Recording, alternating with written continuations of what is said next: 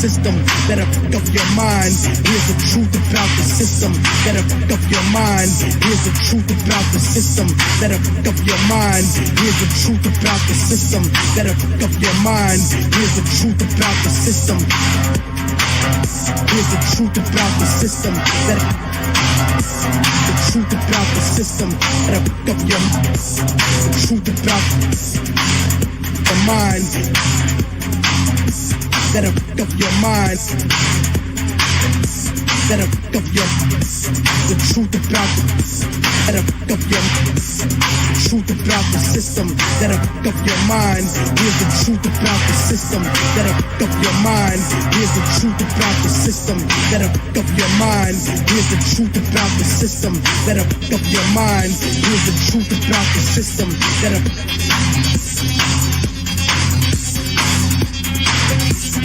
warning, warning, warning, warning. Truth about it, that'll fuck up your the truth about it, that'll fuck up your truth about it, that'll fuck up your truth about the system that'll fuck up your mind.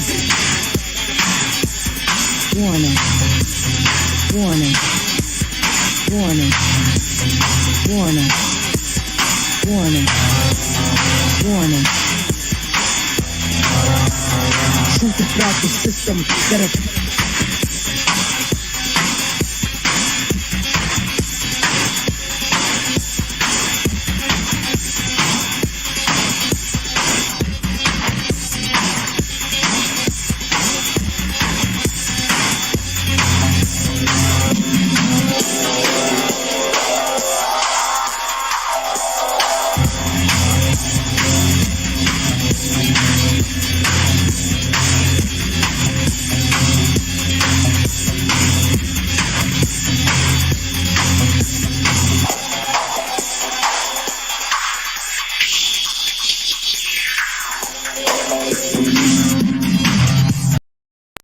chapter 2.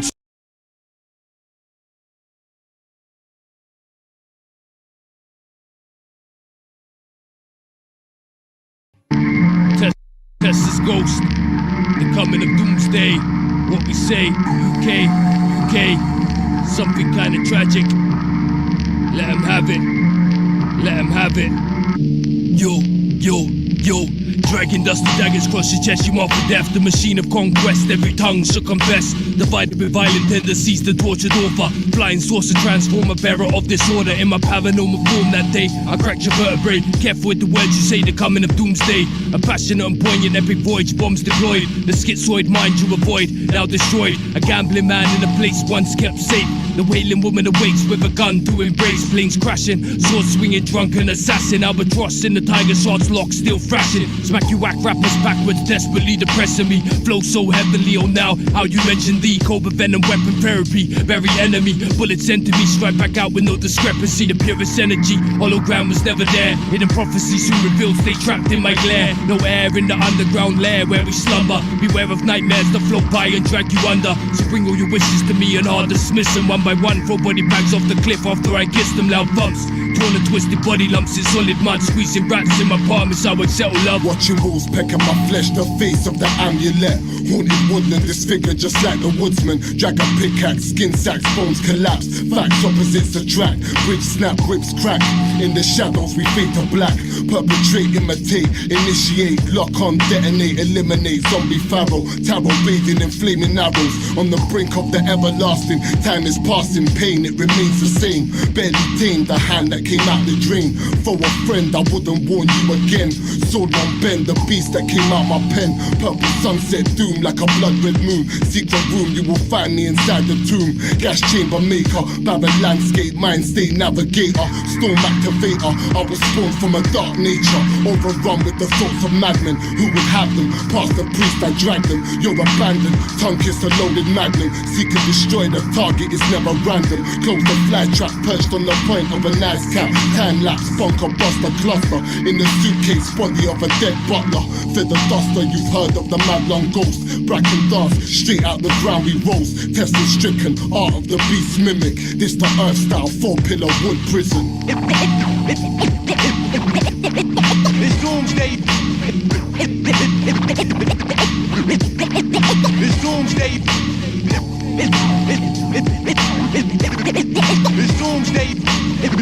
It's doom. It's doom. It's doomsday. It's doomsday. Doomsday. Doomsday.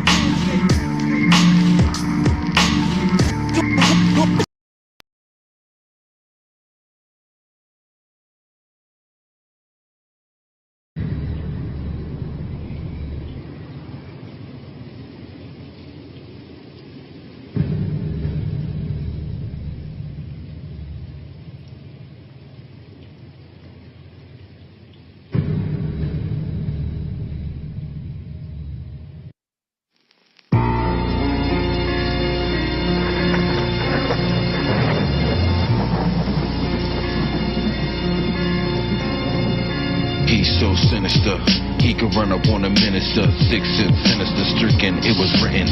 Smash the sickness and sentence, you can be the victim. Smart chop off your brain with the vertical stent. Bend his spine so he can't bend. A striking sickness, a sin. They trying to brawl, urinated off alcohol. Raging mad with a murder talk. You act foul, I'ma break you off. Small fractions of blood subtracted by the razors on the mattress. Sucking body secretions and feed it to the demons. After it resembles you looking like a prune. Like the 7 movie, Brad Pitt voice boxes in the room. Synchronicities resonate, mystical mysteries with centuries. We building a legacy. Persistence and patience when the president represents a slave coupon. I hate this. Neo-Nazis nosedive in fallen spaceships. The corrupt government's filled with raving racists. What's gonna happen for us to change this? Mental bars that we cast right off this slave ship. Like Atlantic, it's crossed like ancient natives. Columbus was a place where we're not related. Witchcraft on Ceylon slot where they burn on hatred. You call it sacred, we call it the Matrix.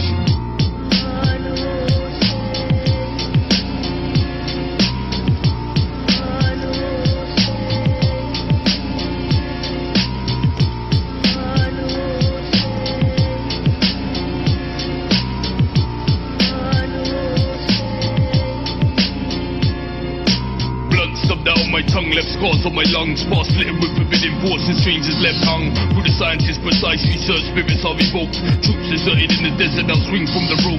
Swaying to and fro, swinging back and forth. Copper froth overflows, my antique pipe piece. Misplaced the Nokia magic, under tragic memory loss. Bloody right fist, emerald tablet held aloft. Possessed by extraterrestrial entities that enter me, commanding high flows of intense density. Solid technology flows through the air, beware. Explore shadow laws and anomalies in astrology. I'm stuck in mythology, hollow door, this swallows me. Sinister image in old folk tales, exhaling gales, hideous pale face. Destroy the hybrid race, escape into space, await my fate. I'm from a place where dark physicists make plate tectonic shifts. Devils dancing in the mist inside my subconsciousness. Wandering holy man, dirty, unkept perfection. Try by ordeal, we kill left with no recollection. Escape from Bedlam when the spaceship touched down behind my cerebellum. Extract confession till death will we tell them. Twisted, misfit, mad scientist, catatonic, overwhelmed by the smell, unwell. Diabolics, unspoken words collapse, black holes when shaken. I died at Tyburn with the visage of Satan. All that was took will now be taken. Physical manifestation, drift suspended in ages twilight before the star's creation.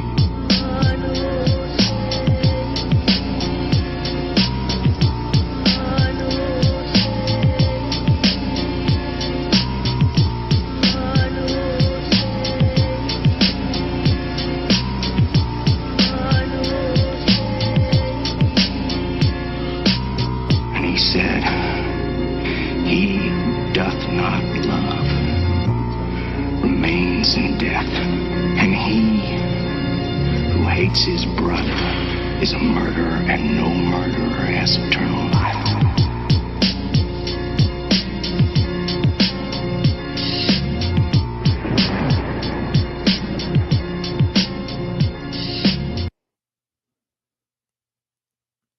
Greetings. Welcome to The Machine Lies, where we talk about the lies of the machine on the machine that lies. And we're here to talk to you about the capacity that man has to create symbols and the techniques he employs in order to manipulate and control and understand nature, not only, but also himself. Indeed, man has become a symbol, right? And also, nature is a symbol for something that points outside of nature, right? And man is a symbol making animal in a lot of ways, and one of the main architectonic drives is in this understanding of the dialectic, right? Or the way that ideas find their own opposition, right? And the opposition of each idea exists within itself, right? This is the notion of the Tao, right? And in the notion of love, right, one can understand that love and revenge and honor and this whole idea of the way we understand love through retribution, right? Okay. This is one thing that we're going to get into in terms of Nietzsche's philosophy, the Tao of Nietzsche, right? And, Nietzsche, obviously, we looked at one of his sayings that said that in order to love one's enemies, one must hate one's friends, right? So, this concept of love and revenge is inextricably linked, right? That we don't seek to harm once we gain harm from somebody, right? It's only our honor and our love that allow us to seek retribution from the people that we allow us to hurt us, right? And so, this idea that retribution, love, honor, and respect are all inextricably linked, and that the negative side of love is no different from revenge. And of course, love is a powerful thing, right? The same thing that can be used to build something up can be used to destroy, right? And of course, we see in our cities the bystander effect, you know, that morality, right? That sort of has to sublimate itself, right, through the needs of the system, right, becomes displaced, right? You find a moral paralysis through which, you know, we lose, moral efficacy, right? So the whole understanding of how we gain a sense of moral efficacy through love, right? But the whole idea is that love and honor are inextricably linked, right? If we get harassed by somebody we don't know and we don't love, right, our plan is deterrence, right? But we seek retribution when our honor is concerned, right? According to Nietzsche, right, these ideas are inextricably linked. So we're going to go and look at some of Nietzsche's thoughts, and we're going to journey into Hades here. It says, journey into Hades, right? Okay. A journey into Hades. He says, I too have been in the underworld like Odysseus, right?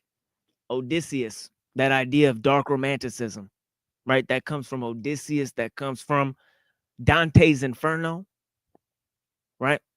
Going through hell to find the beloved, right? Okay.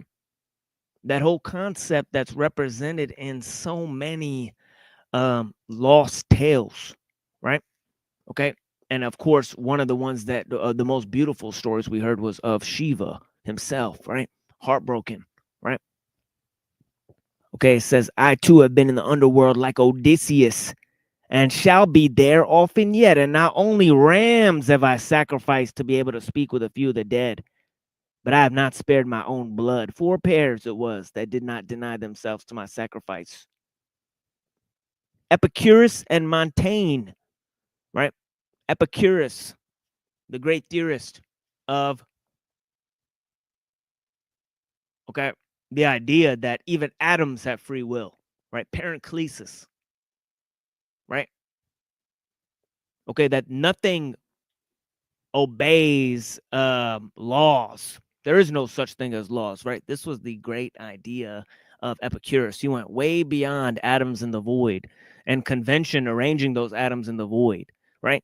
He said that atoms have free will, right? Went way beyond, right? Okay, Montaigne, Okay. The great French theorist who talked about education, right? Several writings on education. Okay. He had a huge influence on the philosopher Jean-Jacques Rousseau, right? Pascal and Schopenhauer, he says, right? Are another pair. Goethe and Spinoza, Plato and Rousseau. I didn't read those in order. But yeah, Plato and Rousseau, obviously the champions of universal morality, right? Okay. Okay, Goethe and Spinoza, right? Both had an alchemical understanding of the way matter and mind relate to each other, right? Okay. He said, with these I must come to terms, and I have long wandered alone. Okay. Two opposing pairs of ideas, right? Okay, I listen when in the process they call each other right and wrong. Whatsoever I say, resolve, or think up myself and others on these eight, I fix my eyes and see that their eyes are fixed on me, right? May the living forgive me that occasionally they appear to me as shades, so pale and somber, so restless, and alas, so lusting for life. While those men that seem so alive to me, if now after death they could appear never again grow weary of life. But eternal aliveness is what counts. What matters is eternal life. Right? Okay.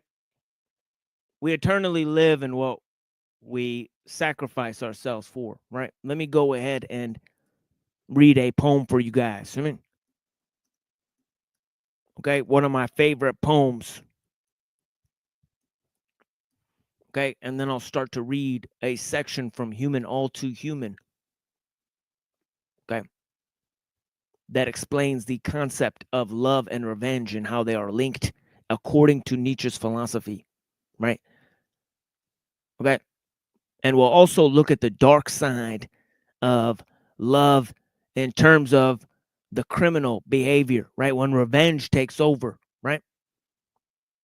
And one has a spiteful view of society, of others, of one's family, right? Of what one can achieve, right? Okay, it's a dark side of love, right? That we wish to explore. You know? Okay. But yeah, you know what I mean? You know, intersections in real time, the unbroken circle and dimensions of the mind.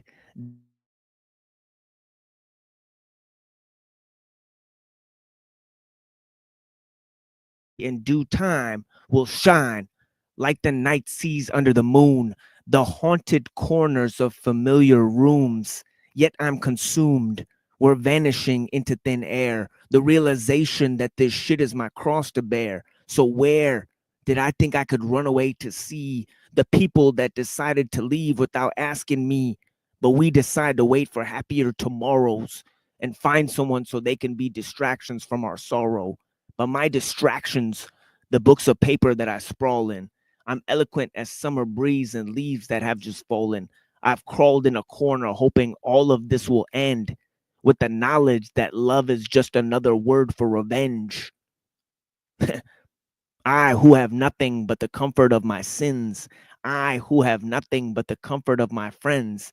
As I decay, demons prey above me like a vulture. Ability to adore contradiction is a high sign of culture. Verbal sculpture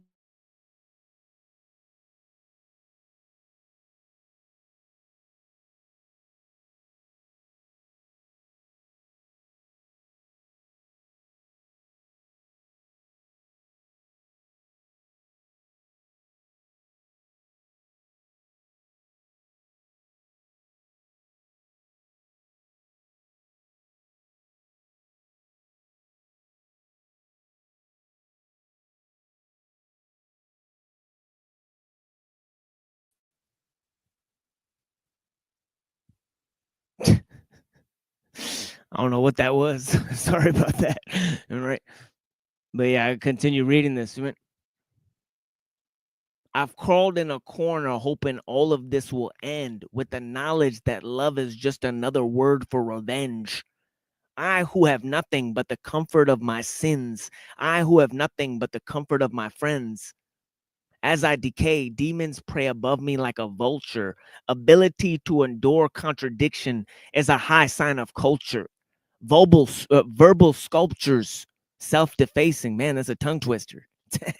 It's not God or lunacy that I am facing, but the erasing of the purity and passion of my words. The herds of cattle, Babylon, would talk of the absurd, but I preferred to walk away from all the feuds. To find my life is more confusing than a Rubik's Cube, so I'm subdued with all the words and verbal prods. To live alone, one must be an animal or a god, but it's official. All of my pain is clear as crystal. The natural side of life has now been seeming artificial, but I can hit you and rest assured that I'm a last words. I could give a fuck about your secrets or your passwords. I get passwords in their ability to hurt you. Patience is a virtue and knowledge is a commercial. I who have nothing but the pain that I've referred to. Lost among the miracles, I stand alone and have grown into a being that sits on top of thrones. I've known for many years that I would turn to rust. I find a reason for another breath before my return to dust. I become one with science and mathematics and the rising of the sun. I'm numb to all those who blind and cannot see, the chastiser of the enemy. Perception requires duality. Inspect your soul, the color of coal inside the body. I have hardly come across those who's holy. Send them to the cherubim to control thee. Burning of the sun and the frigidness of the cold. The battlefield is new, but the war is now old. You can never see the merest shadow of a halo above the head of evil jinn, who's deadly like tornado. The world has become an aquarium full of gaping fish with murderous smiles. I, on the other hand, stand on the outside looking in, writing down murderous files. I who have nothing but the lack of variation, and I who have nothing but change and suffocation. Okay. Beautiful, beautiful poem. Okay. By Vinny Paz, I who have nothing. Man, I love that. I'm going to read another one in a little while. But first, I'd like to read some of this here. And let me find this passage here. Give me a second, folks.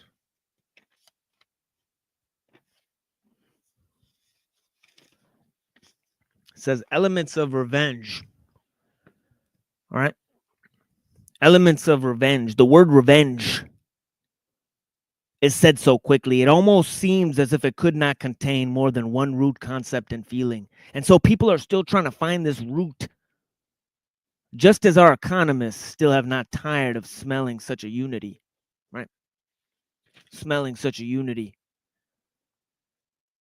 of the word value and of looking for the original root concept of value, as if all words were not pockets into which now this and now that has been put. And now many things at once, thus revenge too is now this and now that and now something very composite. Right. Let us distinguish first and then return to the blow of resistance, which is almost an involuntary reflex executed against lifeless objects that have harmed us, such as moving machines. The sense of the counter move is to stop harm by bringing the machine to a halt. Occasionally, the strength of the counter blow must be strong and succeed in this. It smashes the machine. But where this is too strong to be destructible immediately by an individual, he will nevertheless strike it as hard as he can, making, as it were, an all-out attempt. Okay. Unreflexive response to danger, right? Okay, such a response one would have even against a machine. And even at the sight of failure, one would give the best response against the danger, right? Impersonal response against danger, right? Does not concerned with revenge or love whatsoever, right? It's concerned with something completely different. The counterbalance, right? The counter blow, right? Has no emotional response to it, right? The only act, okay, in terms of avoiding danger is deterrence, right? Deterrence, pure deterrence. Has neither stake nor revenge attached to it, right? Okay? Okay? This is how we face off against the machine, right? Uncalculated, unmediated, reflexive response. But consider that it is only self-preservation. There's the word, self-preservation. The first law of nature is self-preservation, right? Okay. Okay, self-preservation, right? Okay. This brutish aspect, right, of self-preservation has nothing to do with love, revenge, honor, dignity.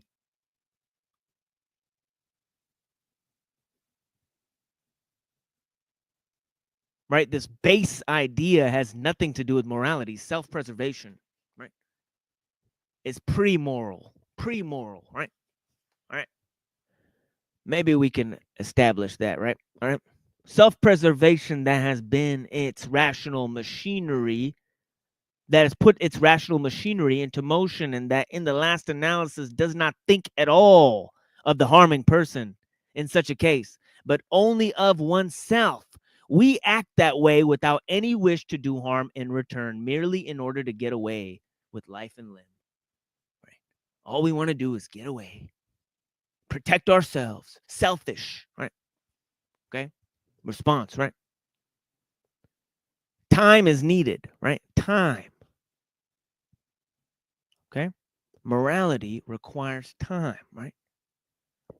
Okay? Revenge requires time, right? And so does love, right? Okay, what's the main element in this, right? Okay, memory, time.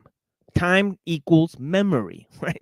Okay, time is needed when instead of concentrating on oneself, one begins to think about one's opponent, asking oneself how one can hurt him the most. This happens in the second type of revenge, reflection on the other person's vulnerability and capacity for suffering in its presupposition. Okay, reflection on the other person's suffering as its presupposition, right? Now one's no longer concerned with self-preservation. There's something else going on, right? Okay, something else going on, right? One wants to hurt. Protecting oneself against further harm, on the other hand, is so little a consideration. It's not a consideration in terms of revenge, right? It was a consideration in terms of deterrence, right? But not in terms of revenge, right? Okay. Blessings. Okay. Okay. Protecting oneself against further harm, on the other hand, is so little consideration for the seeker of such vengeance that it almost regularly brings about further harm to himself, and quite often anticipates this in cold blood. In the first type of revenge, it was the fear of a second blow that made the counter blow as strong as possible. Here we find almost total indifference to what the opponent will do, yet the strength of the counter blow is determined solely by what he has done to us, right? Solely by what he has done to us. But what has he done? Okay. So this calculative property of revenge is not about self-preservation. It's not about the harm that's being incurred on us. To counter this, okay, the fact of self-preservation is only about protection of oneself, not incurring harm, and that sort of thing, right? So he's comparing and contrasting, right? Okay? Between the act of a counterblow that's done for self-preservation versus one that's done for revenge, calculating beforehand both the pain that one has received and the pain that one will deal to the receiver, right? Okay. Yeah, exactly, Julia. To fall in love takes time. Excellent. Yeah. Yeah. Yeah. Yeah, does love always require time? I thought about that when I said it too. I was like, I mean, this is here,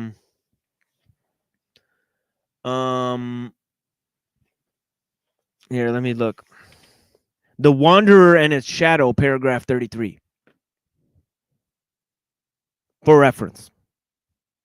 Right, I'm reading The Wanderer and His Shadow by Friedrich Nietzsche, paragraph 33. If any of you wants to look it up, right, on your own, right, and read along, right.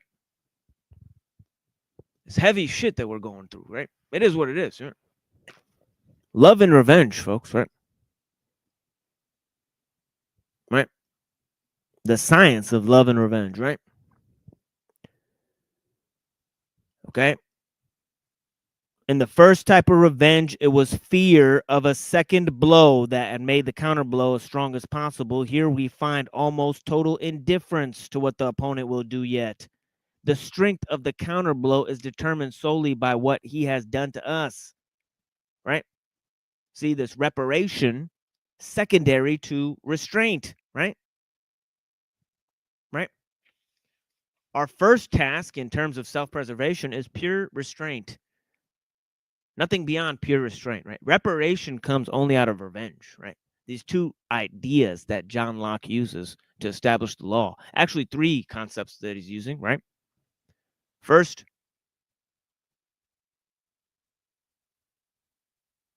self-preservation. Secondly, restraint of the harm in question, right? Or the evil in question, right? Thirdly, reparation for the harm done, right? And Nietzsche is going to argue that the third one is impossible. Only you can get the third one by exacting revenge. And you wouldn't do it if your love and honor wasn't concerned. Otherwise, you'd simply just counterblow to stop the machine from hurting you, right? Pure, uncalculated, unrestrained, unmediated, right? Reaction, right? Okay, but when your honor is concerned, you have to calculate. You have to give it time. You have to sublimate your desire to not receive pain. And you have to wonder how to hurt the person the most, right? Their reparation becomes important, right? But the law can never give you a replacement for what you had, right? Right? They cannot restore what you lost. Right? Okay, what was lost can't be given back, and hence the need for revenge, right? Okay, I mean, but yeah, let's go to more, right? Into this, right? It says, what is the person that we want revenge against done, right? And what use is it to us if he now suffers after we have suffered on his account? What matters is a restoration, while the act of revenge of the first type serves only self-preservation. Perhaps we have lost through our opponent possessions, rank, friends, children. Losses are not brought back by revenge. The restoration concerns solely a loss incidental to all these losses. The revenge of restoration does not protect against further harm. It does not make good the harm suffered, except in one case, if our honor has suffered. then it's different. Enter honor. Right? Enter honor. Right?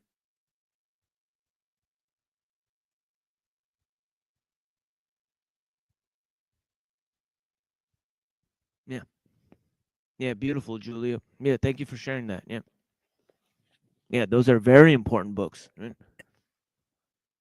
You know, I'm telling you, if you guys are reading a bunch of, fiction books or a bunch of secondary sources and stuff, I mean, there's nothing like the Bible. Okay, there's nothing like classical works of philosophy, things that have been out there for a long time. The two most translated books on the planet are the Bible and the Tao Te Ching, right? Right? But yeah, anyways,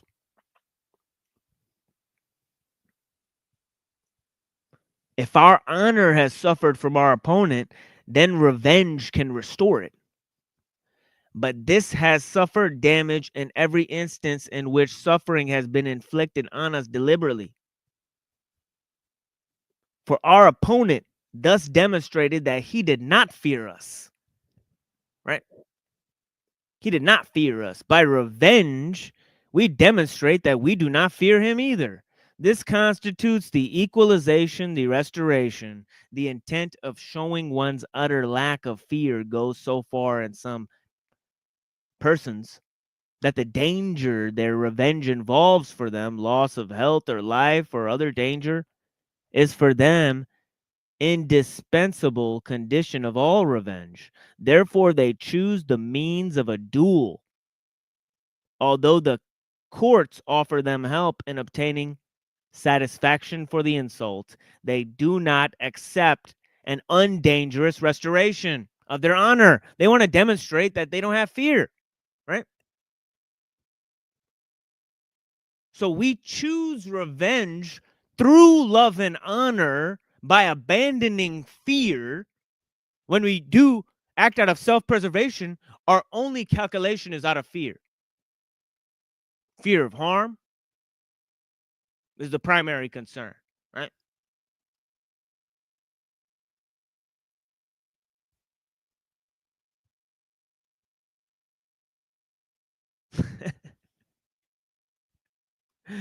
Got debts to compromise. Yeah.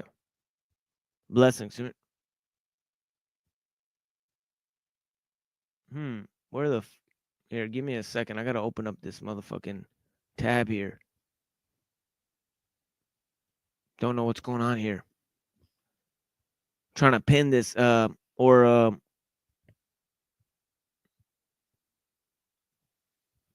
yeah, blessings.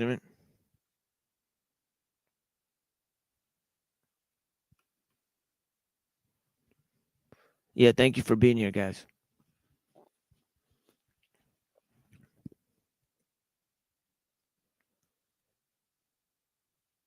Okay. Fear. Thrown out. The first type of revenge.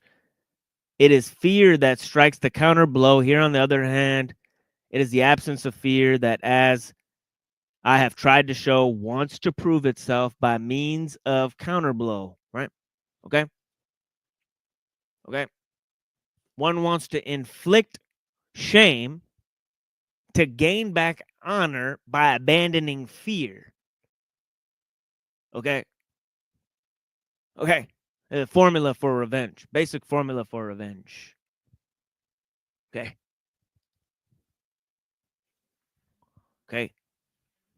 I ain't a killer, but don't push me. Revenge is like the sweetest joy next to getting pussy. Right? Remember that line, right? Crazy stuff. Remember? Tupac Shakur, right? If you're looking for a reference, right? Nothing therefore seems more different than the inner motivation.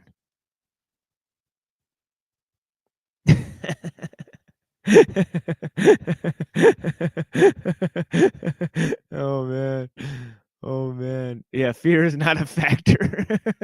Yeah, that was so funny. Yeah, blessings. Shadow Buddha. You know what I mean? Oh yeah, Ballad of a Dead Soldier. It's a ballad of a dead soldier. It might be doo doo. Yeah, blessings, guys. You know? The Wanderer in his shadow, exactly, precisely. Yeah, blessings. Abraxas, thank you for being here. Lizard Tree, thank you for being here. Julia, thank you for being here. I appreciate you. I saw you over at Talcott's. I greatly appreciate you. Browns boy, blessings. We got Cecil. Thank you for being here. Cecil, thank you for being here. Well, Yo, what's up? What up, dog? Yo, Jimmy Shively, what's up, man? Blessings, man. Reddington, peace, homie. Okay. Yeah, Mike, blessings, homie. Yeah, exactly. Our latest conquest here, some type of power supply. Just gonna cut the fucking cord off of it and throw it in the garbage. Some type of device. Yeah, blessings, Cecil. Here, mute yourself real quick. I'm about to read here. I'm really trying to work on the audio disturbances here. I'm sorry, guys. I know the audio has been horrible ever since I started this show, but I'm really trying to keep my track on equalizing the levels of people talking and making sure there's no background noise and all that stuff. So I appreciate you guys being patient with me. You know what I mean? I'm the only one running the controls here. Right? So it is what it is. Right? But yeah, let's go here. It says nothing therefore seems more different than inner motivation of the two ways of action that are called by one name, revenge, right? Nevertheless, it happens quite frequently that the person seeking revenge is unclear about what really induced him to act. Perhaps he delivered the counter blow from fear that in order to preserve himself, right? I'm going to turn this off for a second. I apologize, guys. Give me a second. Look at Cecil if you want to look at somebody. Blessings, right? Yeah. But nevertheless, right? Okay. It says when he has time to think about it. Okay. Time is a necessary thing, right? Time comes in, right? Time, memory, right? Remember, memory is part of resentment, right? Right? Resentment is kind of this internalizing of vengefulness, right? That's Nietzsche thought was part of a basic aspect of slave morality. He talks about that in Genealogy of Morals, right? But why are we saying love and revenge is the same thing? Is because we're saying love is a part of revenge. It's Taoist in a way. This is the Tao of Nietzsche, right? This is what I'm explaining to you guys, right? Right? These two oppositional, projects, in morality are actually part of the same, all right? Essential pull, right? They're about love, honor, respect, fear, all of the essential hallmarks of morality itself, right? Are linked to these things, and obviously, as Nietzsche says, morals are no more as fossilized violence. Okay, so as Machiavelli says, war makes criminals and peace hangs them. Yeah, two sides of the same coin. All right.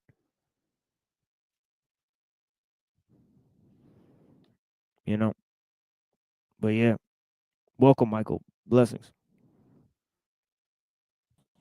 Blessings. Yeah, what's going on? Not much, man. Grateful to be here. What a day.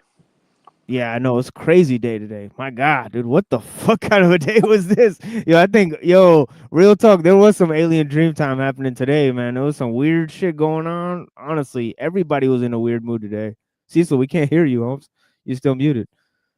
Bro, I woke up today and I was in a dream and they were doing a surgery on my toe and I had to feel the worst pain ever and it felt realer than the dream felt realer than Oh shit, that's straight up X-Files, yo. literally. Yeah, Get off my toe, and then I woke up. yeah. What? But I'm grateful. Is it snowing where you're at? No. Tomorrow it is going to snow at 2 a.m. up in New Hampshire. Damn. So many lights in the sky. Oh man, yo. Yeah, it is what it is. Yeah, truth or blessings, man. Right. Bear Jew. Yeah, greetings, sir. You know what I mean? Good to see you here. Right? I appreciate you. Right? Yeah. Yeah, thanks guys for being here. I mean, but yeah, moreover, right? Okay, it is important whether he believes his honor to have been injured in the eyes of others, the world, or only in the eyes of the opponent who insulted him. In the latter case, he will prefer secret revenge. In the former, public revenge. Okay, so he's saying that, okay, if he feels that the world hurt him, right, he has been injured in the eyes of others, right? Right, then he's gonna try to minimize the publicity of his revenge, right? But if the person heard it, he's gonna want to magnify. No, it's this guy who hurt me. So he's gonna try to virtue signal as much as he can to the public that he's committing this revenge. I mean, it's obvious, right? Right? So, so this is the way revenge works in that way, right? Public and private revenge is different, right? It depends on how the person feels who hurt him and why he's lashing out against people, right? Yeah, blessings, right? And we're coming to a close here. And this is where he really brings it in and connects love and honor with each other, right? It says, depending on whether he projects himself strongly or weakly into the soul of his opponent and the spectators, his revenge will be more embittered or tamer. If he lacks this type of imagination and entirely, he will not think revenge at all. For in the case of the feeling, for honor is not present in him, hence cannot be injured. Where does the sense of honor come from? Where does the sense of moral sort of idea that one has been morally harmed, right? And one can think of his opponent as not only a person who committed an evil, but a category of people who commit evils, right? So he can even depersonalize his opponent and blow and deal him the harshest blow he can because he's totally depersonalized him, right? He's made him a category among the types of people that he hates, right? You know, instead of just the person doing this thing against people, right? This personal, the personal nature of it, right? Okay. Honor is not present in him, hence cannot be injured. Just so he will not think revenge if he despises the doer and the spectators of the deed, because they, being despised, cannot accord him any honor, and hence also cannot take it away. Finally, he will forego revenge. Okay? So he must respect the person that's dealing him revenge. This is where the love aspect comes in, right? One will not deal revenge to a bystander who offers him a blow. One will only strike back with a counter blow. One is only concerned with harm at that level, right? But once one's personal ideas of love and honor are concerned, then it becomes important, right? As I was saying before, right? Okay. And of course, there's people who practice dissimulation, subterfuge, right? Okay. Okay, finally, he will forego revenge in the not unusual case in which he loves the doer. To be sure, he thus loses honor in his opponent's eyes. Interesting, right? So honor has to be given up to yield the love, right? Right. But if one wants somebody to fear and respect them, right, and honor them, right, then one must always act with brutality and revenge, right, in order to seize one's effect of, because the key aspect here is fear and shame, right? Fear and shame only come in when one's honor and love are concerned, right? So one wants to make sure that the person knows to have that one A doesn't fear them and B wants them to respect them, right? So only if one chooses, one may forego revenge for love, but they'll lose respect and honor in the process. All right. Okay. Okay. I know it's rough. It's Nietzsche, guys. It's just shitty. It's a shitty world. Some medicine for the softest parts of me that disgraces my own honor and shows love. Oh my. Or what I thought was love. That's what. Keep going. Dang. Yep. Yep. And So, again, this is 33, Wanderer in His Shadow. You guys want to hear me? Read it again. Hear me again. Read it again. Analyze it yourself. See what you think of it. I ain't lying. does the honor he speaks of, does he clarify what the definition of this honor is? Is it honor of family? Is it just honoring all life as sacred? Or does this honor also include like fighting for the pride of your lineage until death? Is it that type of honor, the former or the latter? Well, that goes from public and private, right? What he was talking about, right? The first two you mentioned were more public. The last one more private, right? Mm-hmm. You know, where it's telescoping in terms of what it demands, right? It either demands of the doer or of the world, right? You know, of the doer of the evil, or if one thinks the world is inflicted on him, right?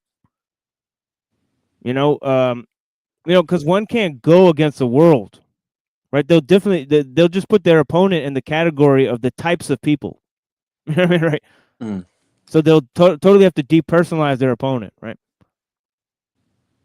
Yeah, all As I was saying. first starts with depersonalization, or Yeah. turning someone into an object rather than Yeah. a reflection, an introject. Yeah. And in order to depersonalize, one has to choose dissimulation, you know, and choose private course of action, right? Because one can't seek revenge against the world, right? So, all right, you know, okay, you know, but you know, you need a, you know, some sign of that, you know, in the world that's an aspect of that you could actually inflict it on, or, you know, but yeah. It says, thus everybody will revenge himself unless he is without honor, or full of contempt, or full of love. Okay. For the person who has harmed and insulted him, even when he has recourse to the courts, he wants revenge as a private person. But besides being a member of society, so the courts can't give you reparation. They can only give you restraint, right? And that's a key thing, right? Okay, besides being a member of society who thinks further and considers the future, he also wants society's revenge on one who does not honor it. Thus, judicial punishment restores both private honor and the honor of society, which means punishment is revenge. Okay. I'll say that again. Punishment is revenge, right? It's a key line, right? And if one you know, gives it to the court to restore, you know, they can restore public honor. They cannot restore private honor, right? You know, at all. All right.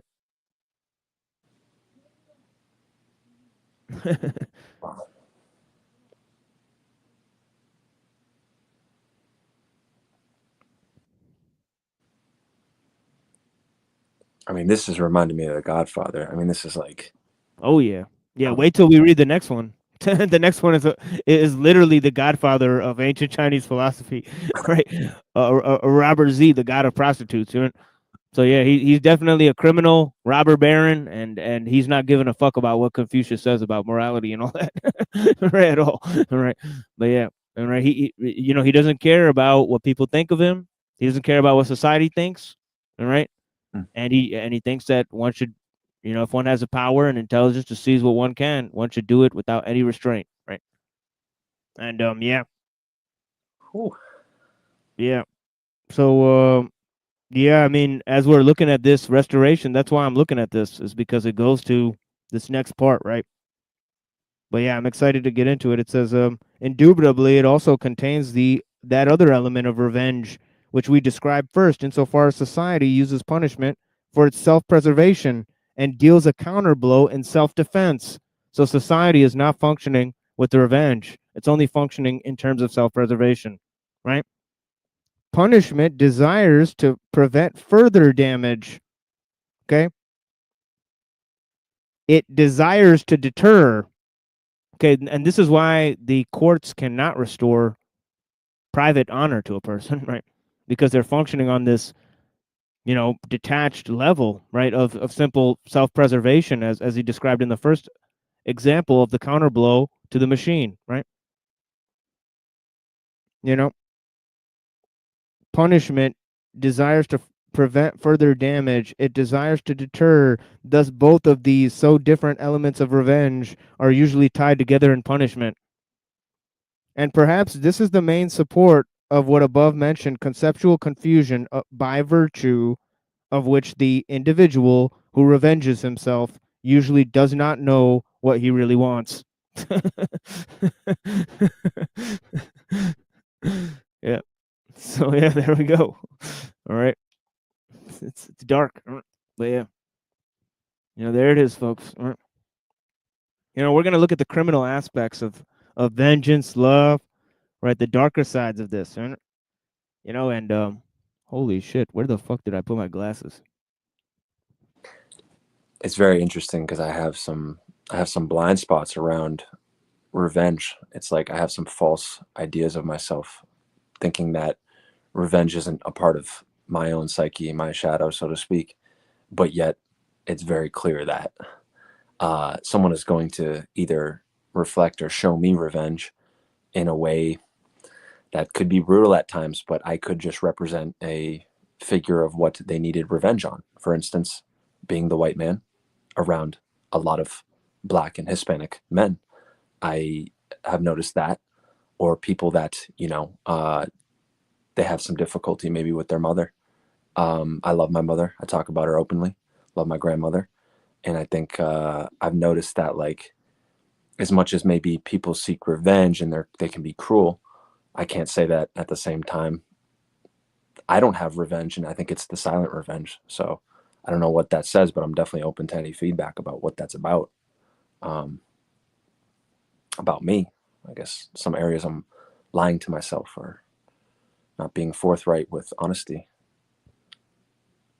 Yeah, Jack Talcott's channel's that way, bro.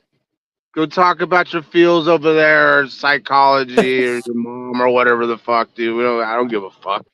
Yeah, That's by the cool. way, I'm glad you mentioned the brother Talcott, because there's more of a chance that he'll hop on here, because I did invite him today, right? Because these are these emotionally driven topics that right, he kind of gets more involved with, about our personal psychology, interpersonal relations, our relation between ourselves and society, and the honor and respect we have for each other. I know I go to my grandmother's grave every Friday. I mean, yeah, there's a deep sense of pride and understanding of what she wanted for me. Right? And as they say, heaven is under the feet of the mother. And so definitely there's a lot of pressure there in terms of the life my grandparents envisioned for me. And we all came from somewhere. If you don't know where you came from, you don't know where you're going. 100%. So we have to have deep roots, and we have to come to terms with where we came from, whether we like it or not. Right. So that's important for people to do, that they don't just cast aside who they are. And it is that deep bind of country, of understanding. That's that deeper level of thumos, as they say, love of one's own, and right, or spiritedness. That's an essential element, of honor. And I think that those who don't have honor don't have shame. You know what I mean? For sure. Right. If there's nothing that at base level, you're willing to, um, say that, no, this is the last thing that, like people who hold nothing sacred. You know what I mean? Like Robert Z. I mean, we'll see. He holds nothing sacred. He doesn't give a fuck. Right. So yeah, the mindset of a person like that, right? And whether or not we would want to deal with a person like that, they are part of society. right? But what's our attitude towards people like that, right? Okay, Confucius has no response, right? And then, which is funny, right? And yeah, but yeah, Cecil got no honor, no shame. What? And yet, If Poor if Cecil. nothing is sacred, does that mean you can't cherish anything? That's what he thinks of you. But yeah, blessings. Yeah, blessings, Is that a Pinyal. gnome? Is that a little gnome? What is that? Little midget finger. It's cute. Oh, Cecil, how you doing? Dude, I like you. You want to have a staring contest, Cecil? It's like some Humpty Dumpty stuff, yo. But yeah, blessings. Okay, I'm gonna take a little music break and then we'll move on to Robert Z. You know what I mean? Yeah, blessings. Yeah. What page did you leave off on that? My bad. I didn't even. You said 33, but was it chapter 33 or page? Yeah, it's paragraph 33. Yeah. Okay. So yeah, I think it's titled give me a second. Confirmed. Yeah, it's titled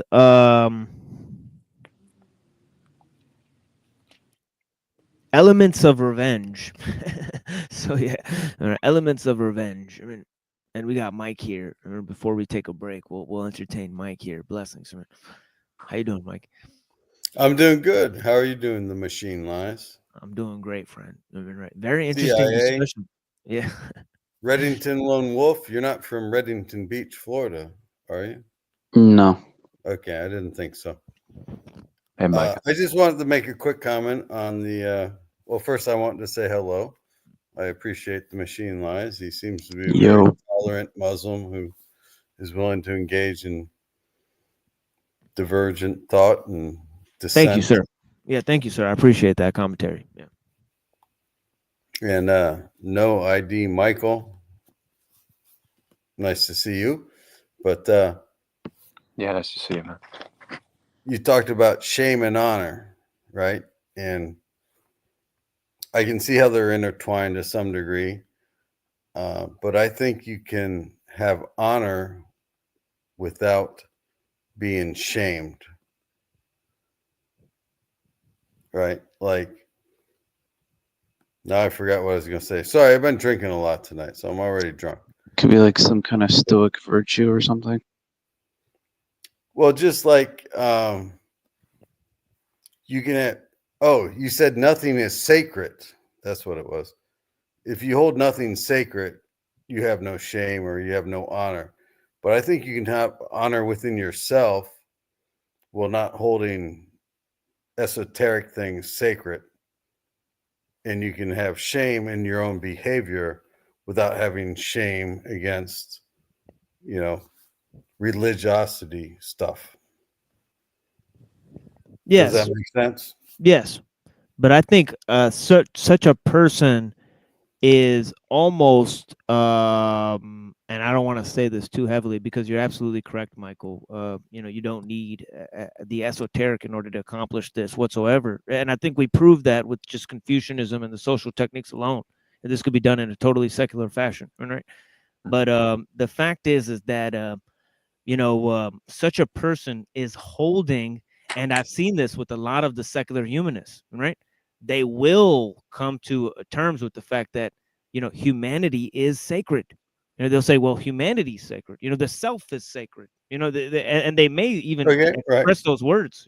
They'll even say that ye shall become gods as they did in the French Revolution, right? They were quoting the Bible that ye shall become as gods, right? That that this Promethean impulse, right? That is nonetheless secular, right? But can claim, as Marx did, that the man is the root of himself, and that as Protagoras did, that man is the measure of all things. You know what I mean? And meanwhile, many would say that sounds hubristic and irrational, right? But other people would say, well, it's what they're grounded in, and right? It may sound hubristic and irrational to us, but that's where they're willing to throw down their anchor, as it were, right? You know, to begin their moral expedition, right? You know, and So what do you think of the Quran when it says those who will make their own desires their gods? oh yeah, yeah, Right. definitely, yeah, definitely, right? Okay. You know, So yeah, isn't or those who pray in order to be seen. Hmm. You know, it says, "Woe to those who pray in order to be seen." You know, right? But if we as secularists will make our own law up, right, but make that sacred, then we aren't lacking sacredness, but we just redefine it away from God or what is claimed to be divine revelation. Then when the Quran says those who will make their own desires their gods, kind of negates that as a godliness, right? yeah, I mean, I've heard the same thing written in Chanakya. You know, that the body is the temple. You know, God is not present in idols. Your feelings are your God, right? So this is also in the Hindu idea, right? That one could finally, you know, that if one is caught up, you know, in emotionality, you know, in these sort of superficial characteristics, and right, then that is what God will become for you. You know, this is why Halaj said, you know, the God you worship is under my feet. Right, and then they hung him for it. Right, all right. So you know, they said he'd committed blasphemy. All right, but people like those Sufis and stuff, they said this guy's a hero. You know, he was telling the truth. You know, he had the balls to tell these Oh, people the truth about what they're worshiping. are you talking about the guy who said "I am God" or something? Wasn't that? Yeah, yeah. He said, "I am God, and the God you worship is under my feet." Right. Mansoor Halaj, right? Right, and he got hanged for it. Yeah. Yeah, maybe you mentioned him before because I googled it and I read a little bit on him. I'm Yeah, assuming he's that's interesting. how I got to it because I don't know who else would have mentioned that. But Yeah, anyway, yeah. It's a fascinating tale. Right. I'll let you guys take your music break and get back to it. I'm going to go to bed here soon. I'm an old man and it's 10:30 here. So, Well, blessings, Mike. You know, I really appreciate you joining. Thank you so much. all right. Well, thank you for having me. You Of guys have a course. good day. Yeah. Easy. Well, Yeah, Mike. you too, sir. Yeah, sweet dreams. Yeah. Take it easy. Yeah. All right, folks. I would hold truth as sacred. Yeah, you know, it's got to be. You know, in the Quran it says truth is God manifest. Straight up, man. So yeah. I mean, but yeah. The Hindus used to say that when you were angry, that you were showing your Rudra, I think it was, which was like the so the Hindus had like a pre-Vedic religion, and Rudra was like a storm god that later Yeah. became Shiva. Yeah. And then so Shiva is analogous to like anger, and then of course Vishnu is love, and then Brahma, I guess, would be fear or whatever. But also the corpus like of the text or knowledge, I guess, Yeah. intellect. Yeah, How is definitely. Brahma fear? I'm a little confused. Well, there's three major emotions. There's love, hate, and fear. And Shiva is definitely anger, and Vishnu is definitely love. So that leaves fear left, I guess, to be Yeah. Brahma. I think we Yeah. need Anna Perna up here for this. Yeah. Yeah, definitely. But yeah, she says Rudra means lightning, Sanskrit. It is Sanskrit. Both names are Vedic. Cecil, what the fuck are you talking about? Rudra is Shiva.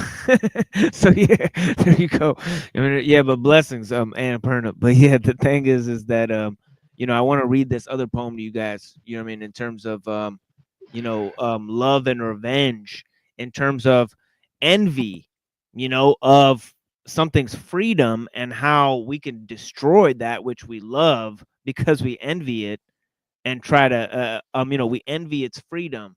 So this is a funny poem that's written by Slug. He says, right, some funny stuff in this poem. You know, it says, It's a bird. It must have been a bird. Disgusting critter it must. We should have known better to trust this disease-infested ball of lust and carnage, piece of garbage with wings, and she has the guts to sing. Get the bird. Catch her, shoot her. I don't care. Get the bird. Bring her down to the ground from out the air. Gotta tear her apart. Let me at her first. Sink her to the level of the rest of us that inhabit the earth. What's she thinking? Does she really believe that she's above the creatures that work the dirt in the streets? See her up in the trees looking down at you and me like she's chosen over those who walk around on 2 feet. The bird, the melody she plays, the music she makes, rubbing our faces in the feces of the daybreak, trying to remind us it's time to awake, antagonizing and instigating my hate. The chirps, I'll turn them into screams. My feathered friend's ends will justify the means. Disturbed, I'll grab her by her beak and swing her in circles until she's too dizzy to speak. I'll shake her from her branch, tear apart her nest, break her skinny legs and fry her eggs up for breakfast. She's just a snake that can fly, and she's food for the fleas. She thinks she's better than me just because she's free. I'll shake her from her branch, tear apart her nest, break her skinny legs, and fry her eggs up for breakfast. Okay. Oh, left no stone unturned, annihilated that bird. Yeah, but the thing is like it is like about this man, how he loves this bird so much. He envies this bird so much. He envies its freedom. And in order to understand something, we bring it down to the ground from out the air, and we try to understand its freedom. And in the minute we understand what it's all about, we've actually destroyed the thing we love. It's ceased to be. Yeah, we've robbed it of the essence of why we fell in love with it in the first place. All right. So it's this beautiful, idea about, how love and revenge and envy and shame and honor, all of these things are very, very powerful aspects of virtue. Right. But that's neither here nor there. I'm trying to paint pictures for you guys. Right? But yeah, I hope you guys appreciate me. Right? But yeah, we're going to go ahead and blessings. Right? But yeah, we're gonna go ahead. Technique robbing it of its essence. Yeah. Right. Right. Ooh. Yeah. Exactly. You know what I mean? Couldn't have said it better myself. Yeah. That's where like anyone that I thought I loved, I didn't really actually appreciate them until I saw them love someone else and show me like difference. Yeah, that's like deep. The deepest level of indifference. Because then that was actual love. Before it was Jove. I call it Jove. It's the Jupiterian love. It's the Venusian love. It's the fantasy. Yeah. It's wild. But then once you see them, you're like, oh wow, I was trying to contain them or control them, and I was trying to direct them in my way, and then they were meant for that niche or that role where they were like the fire or they were the corrective nature, right? Yeah. Like for instance, the Kali Ma archetype has annihilated me so many times until I just stopped fighting it. I stopped trying to like put a label on it and stop it. Yeah. Yeah, it's like as Rumi says, he says, let your friends and your family and your loved ones be the passionate fire in which you burn through your own ego, right? So you just remove it. But yeah, blessings, guys. And we're gonna get into this songs here, and we'll be back in about 9 minutes here, with Robert Z and some more tales of love, revenge, criminality, somebody who holds nothing sacred, and somebody who definitely thinks virtues are debilitating form of understanding the world. Virtues are holding you back, according to Robert Z. Let's see what he has to say. But yeah, blessings, guys.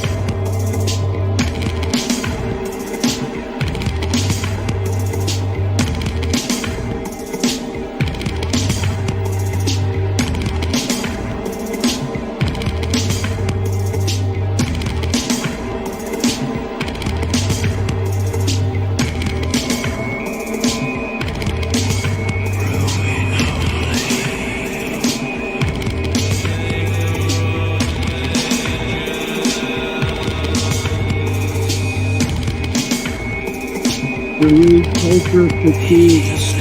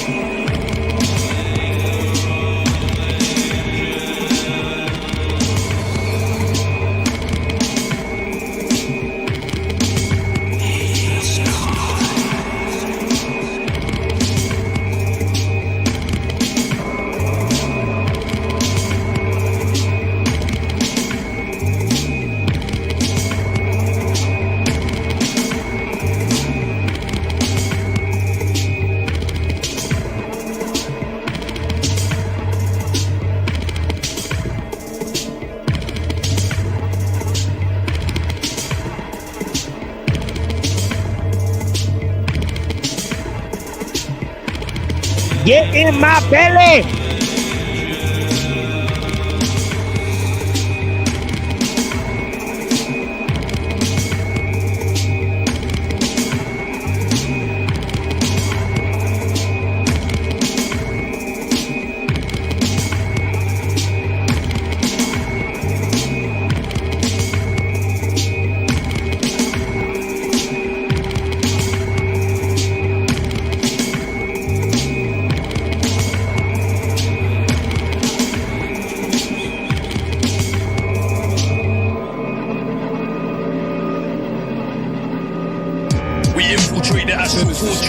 Separating blind minds with the splendor. Solomon Child, sinister strip and Amos, the age of prophet. 2012, let's go from triumph to tragedy, revolt to revolution. We swing the swords of destiny, devils can't get the best of me. From triumph to tragedy, revolt to revolution. We swing the swords of destiny, devils can't get the best of me. Forgive in this bloody city, so grip up. The 6-point grip up, the 5th up. Star Child, wine on his breath. I'm holy, Peter, pay Paul, the hood Goldie. OGs know me, the fast learner, cash earner, the body snatchers by the mass murders. Spit blood, splatter darts, the Ark of the Covenant. Ed Hardy wings, God body king, Sufflo to Beijing.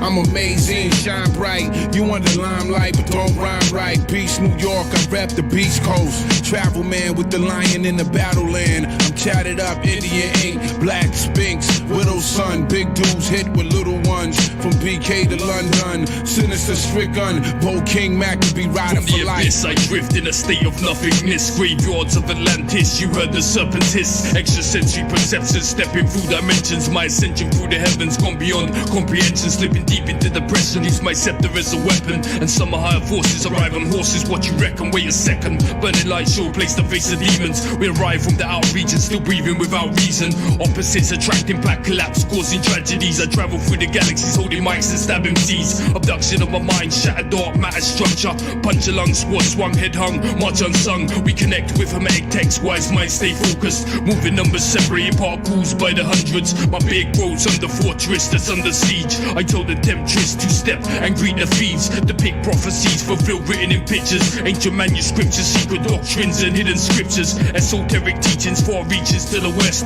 I arrive in the form of the Norman conquest. 1066 swift knights on the battle side, fatal swordplay. You obey universal laws, we betray holy crusades. Jack the Mole, I will Cyrus, slain and risen gods from the dog star Sirius. We basking in the shrouds of mysteries that surround, consumed inside Solomon's tomb, never to be found. Supreme Elohim, bloodstream floods angelic. I burn holy relics, brought deadly epidemics. I'm the black plague that never gave back. Lights were taken, shaken and awakened. Broken blades inside my spine, laid misshapen. Around Orion Nebula, my thoughts come together. Elite disciplines, interstellar fortune teller. Fully assassinate.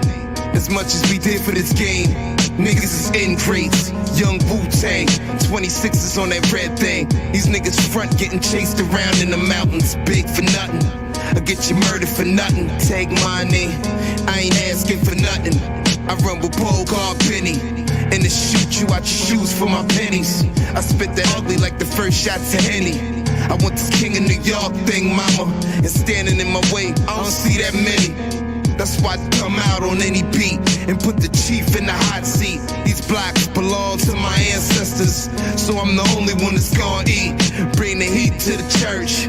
Holy Ghost walk in church. Designed from the best things on earth. Written at the homie rules since the day of my birth. Yeah. From triumph to tragedy, revolt to revolution. We swing the swords of destiny. Devils can't get the best of me. From triumph to tragedy, revolt to revolution. We swing the swords of destiny. Devils can't get the best of me.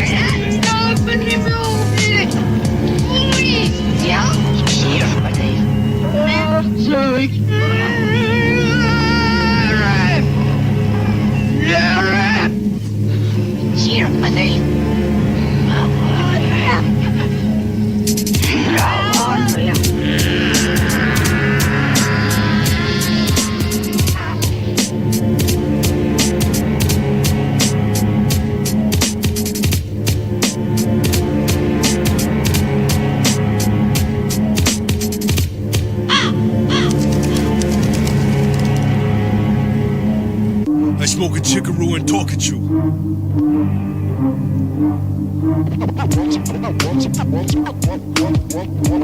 We're talking about y'all as hip hop.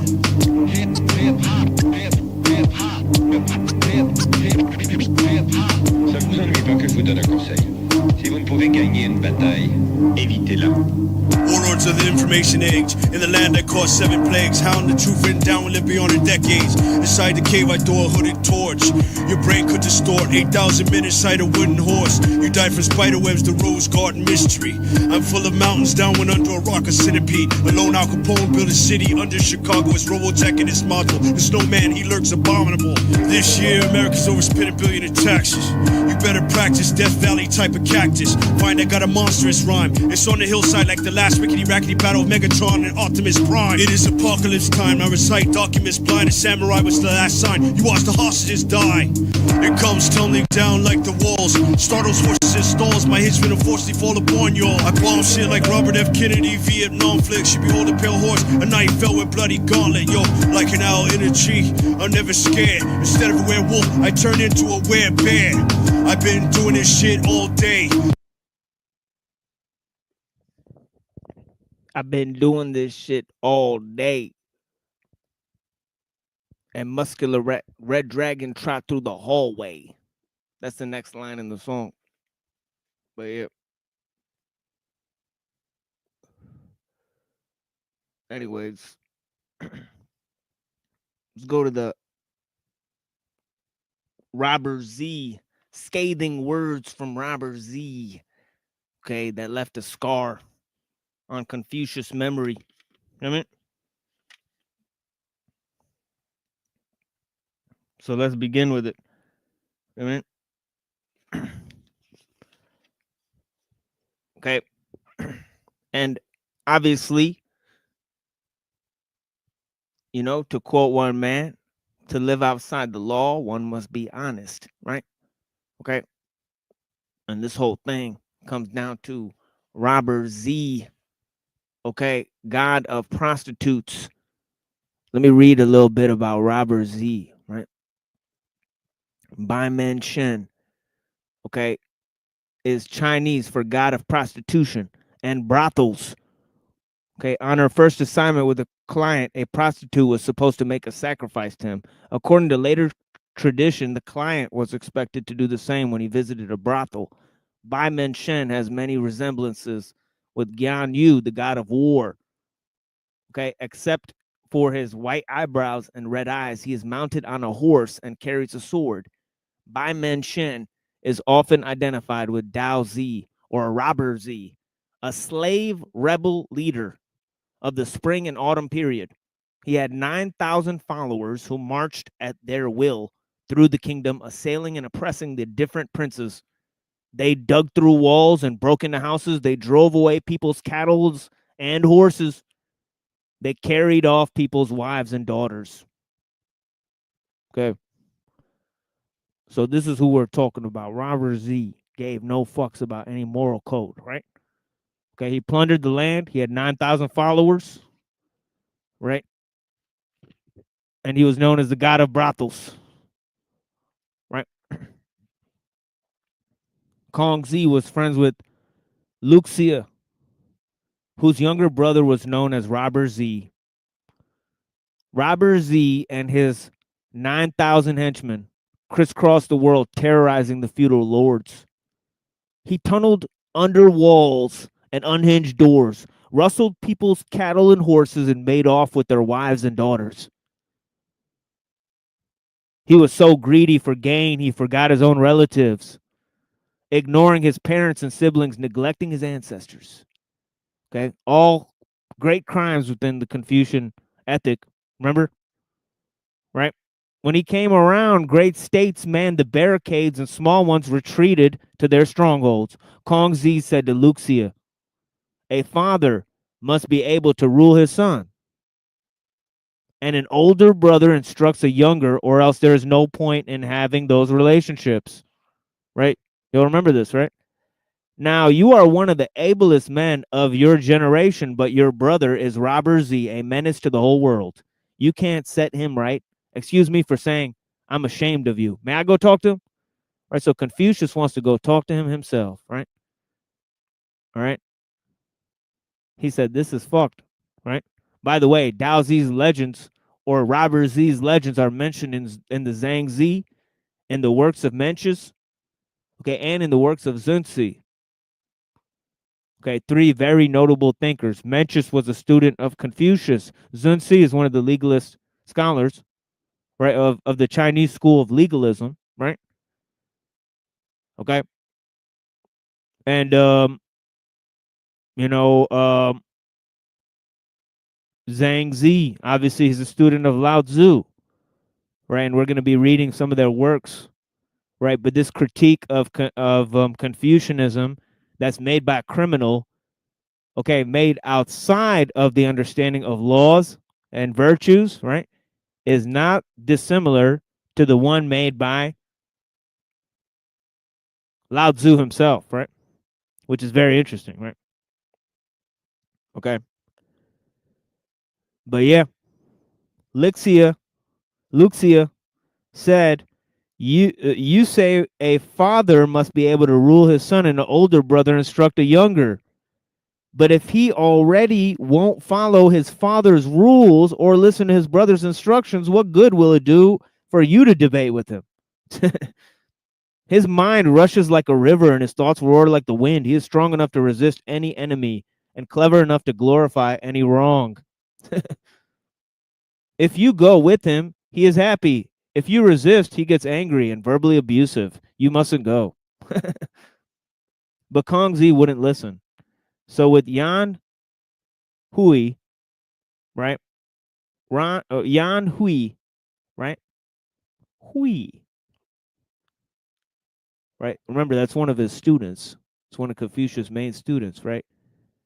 It was his driver, and Zigong as his attendant. Zigong, another one of Confucius' famous students, right? One who is too ritualistic, right? Zigong represents too ritualistic of a mode of understanding. So it's funny that he's driving and Yan Hui is driving as well, right? So his best student and his worst student, right? Pretty much, right? As his attendants, he went to go see Robert Z. Robert Z was just at the moment resting his henchmen on the south slope of Mount Tai, mincing and munching on human livers. Well, that's quite a snack. It's quite an afternoon snack. Kong Z dismounted his carriage and stepped forward to present himself to Robert Z's attendant. I'm Kong Z from Lu. I hear your general has the most exalted righteousness, he said, bowing twice respectfully. He's bowing to Robert Z, a criminal, right? Okay. Obviously, Confucius said that even going amongst criminals, he would observe the same rights and customs, right? As I said, style is what you do when no one's looking. Let's see what effect it has. The attendant went inside. Robert Z was furious when he heard. Okay, so he's already pissed, right? Okay, his eyes blazed like stars. Okay, so he's really fucking pissed. His hair bristled until it raised his cap. Isn't this that clever and artificial fellow, Kong Z? So he's saying, isn't this that clever, artificial, isn't this that fake motherfucker Confucius? Let's bring this fake dude out. This is the fakest dude ever. Confucius. What a clown. You know, what a fucking clown. All right? He's saying, tell him this for me. You talk and prattle, blindly praising Wen and Wu, capped with a tree branch cap and belted with ribs of cows. Crafting misleading theories. You eat without farming and dress without weaving. With your flapping lips and clucking tongue. You dare to create rights and wrongs to bewilder the rulers of the world? And keep the scholars from returning to their roots.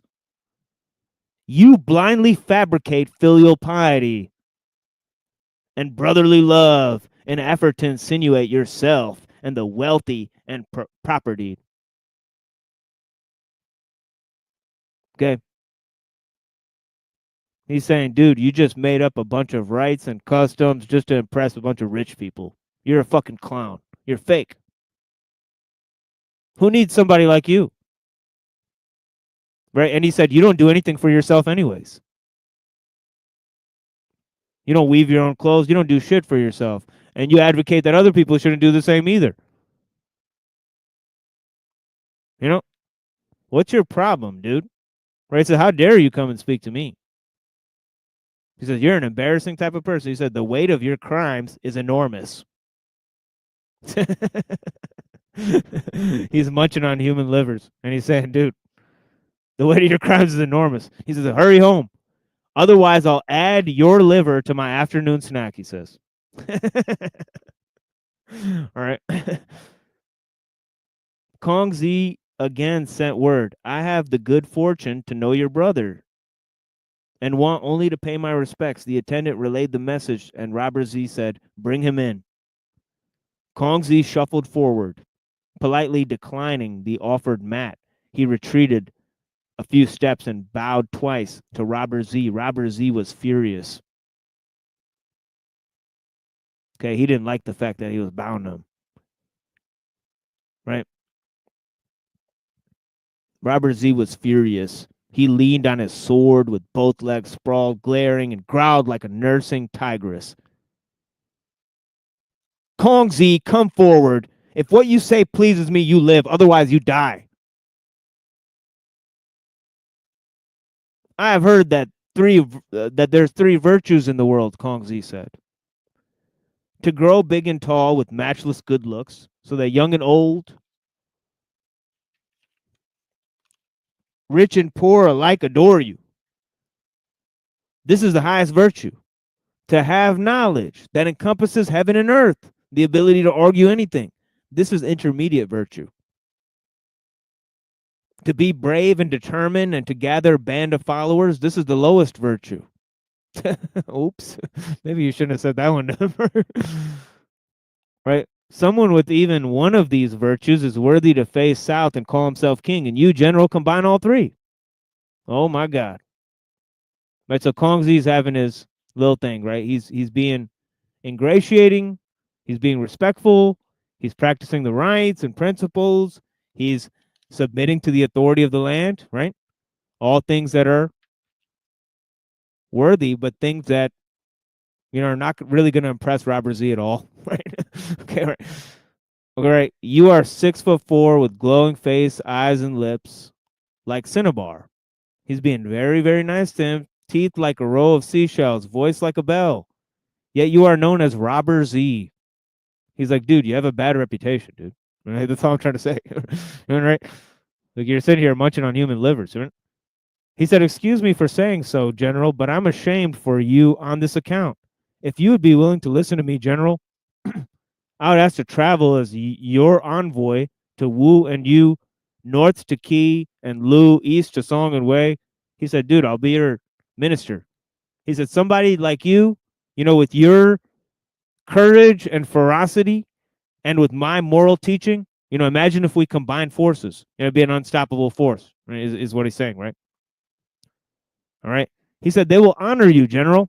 Honor. There's a key word. You think Robert Z cares anything about honor that we were mentioning earlier? Nope. He ain't got any of that one lying around, right? They will honor you, General, as feudal lord. You can start over in the world, disbanding your troops, laying down your arms, gathering your family, and sacrificing your ancestors. It will be the act of a sage, the wish of the world. The wish of the world. So the whole world wants you to become righteous, dude. You already have power. Imagine if that power was combined with righteousness. You know, imagine what type of honor and peace you could bring to more people. I mean, yeah, blessings, Calix. Thank you so much, man. I appreciate you. Jason Skull, I appreciate you. Blessings, man. But yeah, what do you guys think Robert Z is going to say? Or how do you think Robert Z is going to feel about this offer of Confucius? He's going to say, give me your kidneys now. Yeah, he's going to, yeah, I bet he's going to say, yeah, you know, I'd rather have the kidney. I'd rather have the liver. Yeah, Robert Z was furious. Kong Z, come forward. People who can be leashed by profit or whipped by words are called fools, he says. Simpletons, dolts.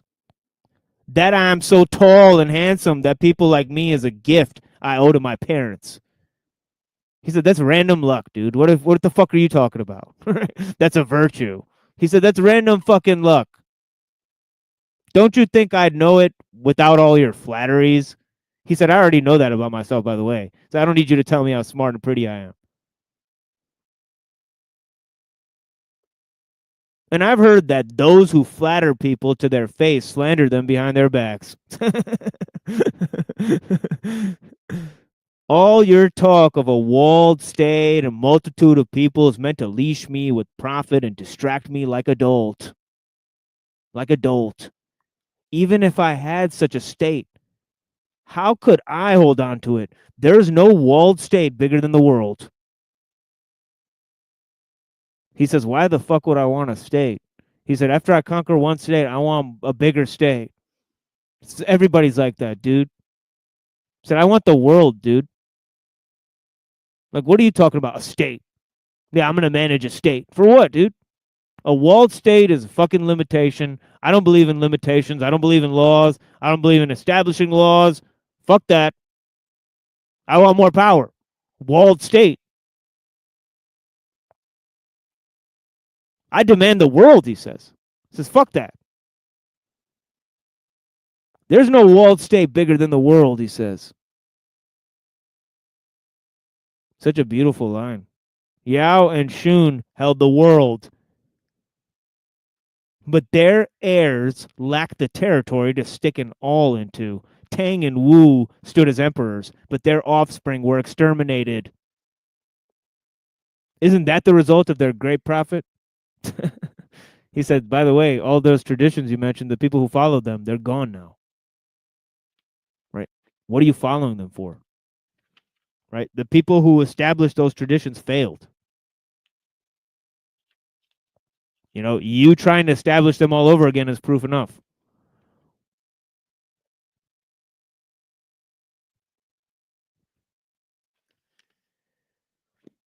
Greetings.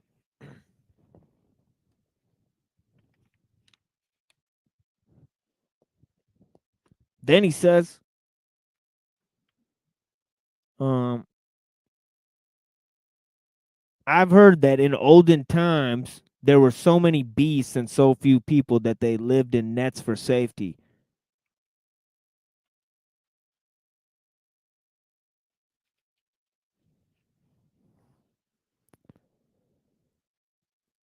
They lived in nets for safety. They gathered acorns and chestnuts by day. And by night, they roosted in trees, so they were called the people who nest. In olden times, they didn't know to wear clothes, but gathered a lot of wood in the summer and burned it in the winter, so they were called the people who know how to live. In Shen Nung's time, they lay down the dead, tired, and got up wide awake. They knew their mothers, but not their fathers, and lived together with the deer. They farmed their own food and wove their own clothes and had no idea of hurting each other. This was a high point virtue, indeed, the high point that virtue achieved. Okay. Okay. He said when there was no laws, people had virtues. Okay. Very similar to what the Tao is saying, right? So it's funny, right? He's critiquing him in a very similar way, right? All right, which is why we're reading this, right? And that's why I started with the Tao of Nietzsche, right? With the criminality, the law, love, revenge, right? All those things heaped on top, right? And how honor and shame are linked, right? But yeah. Yeah, it's crazy. He's praising the virtues of a society based on the laws of Emperor Shen Nung. You know, those Taoist principles, right? So he's saying, dude, like fuck that shit. I follow the Tao, dude. You know, like I'm about that low tech lifestyle. Like I want people to weave their own clothes. You know, why don't you just stay the fuck out of their business and not impose laws on them? Right? Then they'll have true virtues, right? But the Yellow Emperor could not sustain it, right? The Yellow Emperor could not sustain it, right? Okay, so it's straight up anarchist, right? He says he fought with Chi and Zulu field until the blood flowed. Yao and Shun arose and established a mob of underlings. Tang exiled his lord. Wu killed Tyrant Zhao. Right? He's pointing out the crimes it took to get to the point that we're here today. He said all these people committed treason against each other. Right? They uprooted each other. They murdered each other's family members. You know, all this violence. Right? It's like what Dr. Kaczynski is saying too. Right? It's objective forces of violence that brought about this order. Right? It's not just people making decisions and all that stuff. No. If some guy got up and said, let's establish a system, and that guy took brutality and warfare and revolution into his own hands and imposed it on everyone else. And that's why we have the freedom to follow the laws we follow, right? Or so-called. Dude. So he's just pointing all this out. He's saying, look, don't you know what all this shit happened? You know, don't you know that they all fucked each other over, dude? Like, what are you talking about? Now you cultivate the way of Wen and Wu, monopolizing the world's debate to instruct posterity. So monopolizing the world's debate to instruct posterity. In your flowing robes and cinched belt, you lie and trick to fool the world's leaders. In your lust for eminence, there is no robber greater than you. If they call me Robber Z, why don't they call you Robber Kong Z? Right. So they should call you Robert Confucius, right? With your sweet talk, you turned Zilu into a follower and then got him to doff his jaunty cap, unbuckle his long sword, and accept your instructions. He's saying you know, you like making other people your daddy, right? I mean, you like being their daddy, in other words, right? You know, he's saying you want to be people's daddy, right? In the end, Zilu tried to kill the Lord of Wei, but he failed. And they hung his pickled corpse on the east gate. This is the failure of your teachings, he says. Right? The practical boots on the ground, right? You know, what's happening, right? Right? Let's not talk about this idealistic stuff, right? Let's talk about what we can achieve here, right? What we've done. I have 9,000 followers, and your follower ended up dead, right? You call yourself a man of ability or a sage? You were evicted from Lu twice, had to cover your tracks out of Wei, got in trouble in Qi, and were surrounded between Chen and Kai. No place in the world can tolerate you. You taught Zilu how to get pickled and brought him disaster. If you can't take care of yourself, and can't take care of anyone else, what's this way of yours worth? What you really got, dude? The Yellow Emperor, Yao, Shun, Yu, Tang, Wu are those whom the world exalts. But if we categorize them, they all forcefully went against their essence and nature because profit confused them about their true self. So their actions were extremely shameful. Among those called loyal ministers in their era, none could compare to the prince Bigan or Zixu. Zixu sank in the Yangtze River, and Bigan got his heart cut out.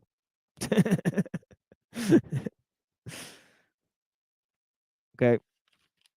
Although these two men were called loyal ministers of their era, in the end, the world laughs at them. From the preceding, we can see that neither Zixu nor Bigan is worth honoring. In trying to persuade me, Kongzi, if you tell me about the affairs of ghosts, then I'm incapable of knowing anything about that. But if you tell me about the affairs of humans, then it does not go beyond the preceding. This is all that I have heard and know. Now let me tell you something, he says. Let me tell you something, mofo, about the human essence. The eyes want to see colors, the ears want to hear sounds, the mouth wants to taste flavors, and the emotions want fulfillment. People live at most 100 years, usually 80, sometimes 60, subtracting time spent recovering from illness, mourning death, fretting over worries. There are only 4 or 5 days a month people can open their mouths and laugh. Heaven and earth go on forever, but people die when their time comes. Put this perishable good in the eternal space, and its time flashes like a galloping horse past a crack in the wall. If you're not gratifying your wishes and cherishing your days, then you do not understand the way. I reject everything you say. Go home right now without another word. This way of yours is crazy, fraudulent, vain, empty, artificial business. It is in no way to fulfill your true self. Why even talk about it? Kongzi bowed twice and shuffled off. He exited the gate, mounted his chariot, and fumbled 3 times, reaching for his reins. His eyes were dull, as though he couldn't see. His complexion was like dead ashes, leaning on the rail with his dead, drooping looking horse, right? He could barely fucking breathe, right? Returning to Lou, he ran into Luxia, right? Robert Z's brother that he told him he was going to talk to him, right? He finally runs into the guy, right? Outside the east gate. Luxia said, I've missed you for the last few days. Your horse and carriage look like you've been traveling. You didn't go see Z, did you? Kong Z looked up at the heavens and sighed, yes. Luxia said, and didn't he resist your ideas as I predicted? Kong Z said, yes, as they say, I have taken some painful medicine when I wasn't sick.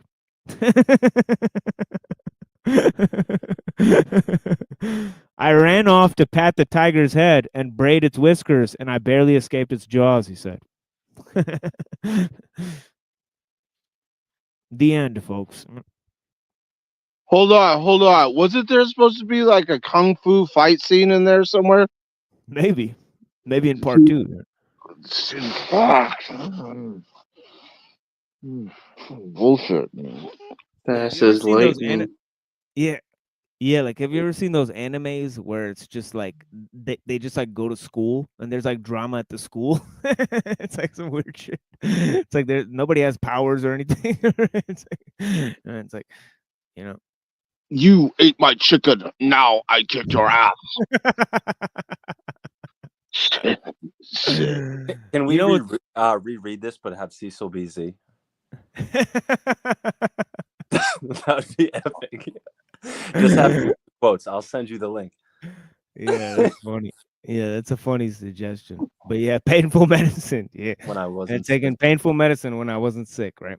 But yeah, what just a great tale. And yeah, the shit he says, the shit that comes out of his mouth about Kong Z being fake and artificial and you know, using his ingratiating manners and his debate skills, quote unquote, to try to prove something to people. All right. All right. But yeah, there's a more nihilistic view of the situation. All right. Speaking of which, we got our buddy here. Blessings, right?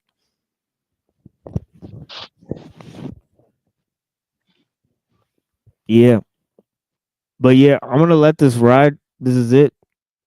That's all I had today. Neck is broke. Neck was broke. Yeah. What'd you call me? Broke my back, my neck, and my back. Yeah, I see TML knows. TML watched Friday, dude. He's like, oh shit. They're like, Called it you ain't because even you were what it is. annihilated. Yeah, blessings, Tyler. What you got for us? A bunch of lag. Yeah, I think Tyler's a little bit lagged, but yeah, I think actually he's a little I frozen. said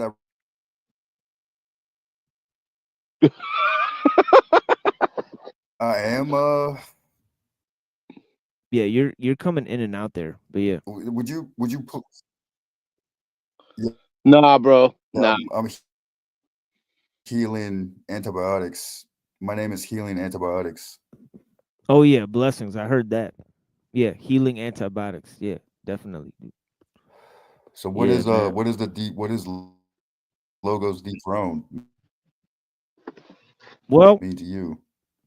you know, it's essentially a look at a world without ontological transcendence. All right. So if there's no Oh, Biden, ontologically the fucking transcendent, goddamn. you know, so you know, like for Well, then give example, me the fuck. in Heraclitus, right? And you're kind of lagging a little bit, but I'm gonna try to break it down to you, right? Like in Heraclitus, right? He says the logos steers all things, right? So there's three things there, right? The logos is ontologically transcendent, right? And basically there's the logos, there's the steering, and then there's all things, right? So these three, you know, too many things, you know, in my opinion, right, going on there, Is right? yeah, I think you're not gonna fucking tell me the truth. Is the Logos Dethrone, whatever the Christ protagonist or the Logos Dethroned on a PDF on Google? Well, yeah, I'll just checkmate you for that. Wait, what do you mean? I sent you the PDF. Nigga, you ain't even got no bandwidth and shit, dog. You know what I'm saying? Yeah, I'm not on. You're fucking drunk. You're fucking What you drunk. call You're me, fucking bitch? drunk. Shit. Here, hold on. Let me just get to the bottom I of called you a what, tweaker, you fucking drunk. yeah, let me get to the bottom of what Tyler's saying because I think it's very, very significant and important. Yeah, blessings, Tyler. I only got a little bit more time here, but I want to hear you out. What you saying here, Holmes?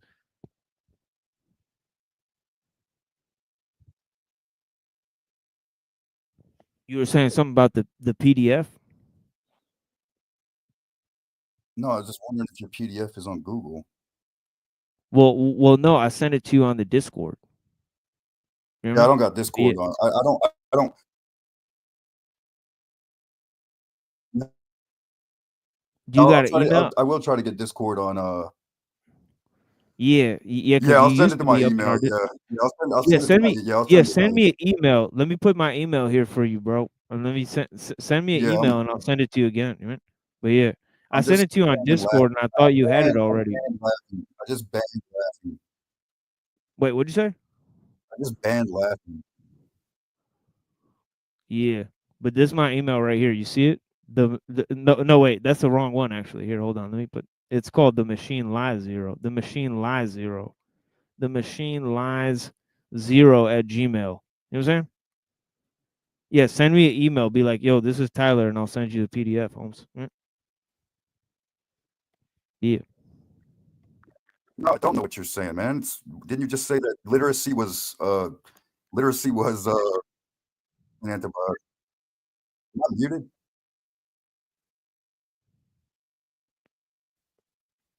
Yeah, I mean, I straight up just didn't hear what you said. You got to say that again, Tyler. You said literacy was, and then I heard antibiotics. Yeah, Holmes, your shit's totally frozen. You there? All right, yo. This is the email there. You mean? But yeah, your shit's totally lagged out, Holmes. But yeah, blessings. Huh?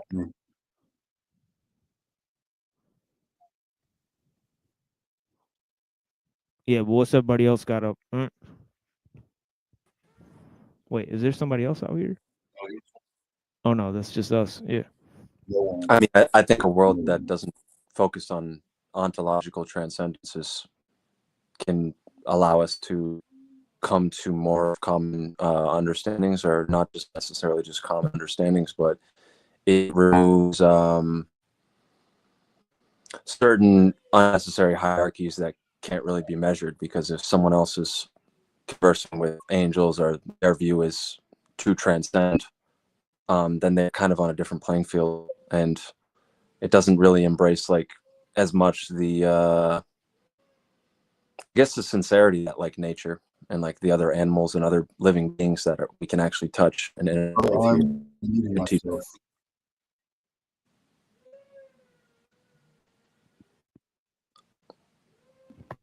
Yeah, I mean, it goes back to, as I was saying, Heraclitus versus This Parmenides. is officially a seance. Yeah, definitely. We need a seance big time, Holmes. Yeah, 100%. You know, definitely picked up what you're saying there. Message received. Blessings.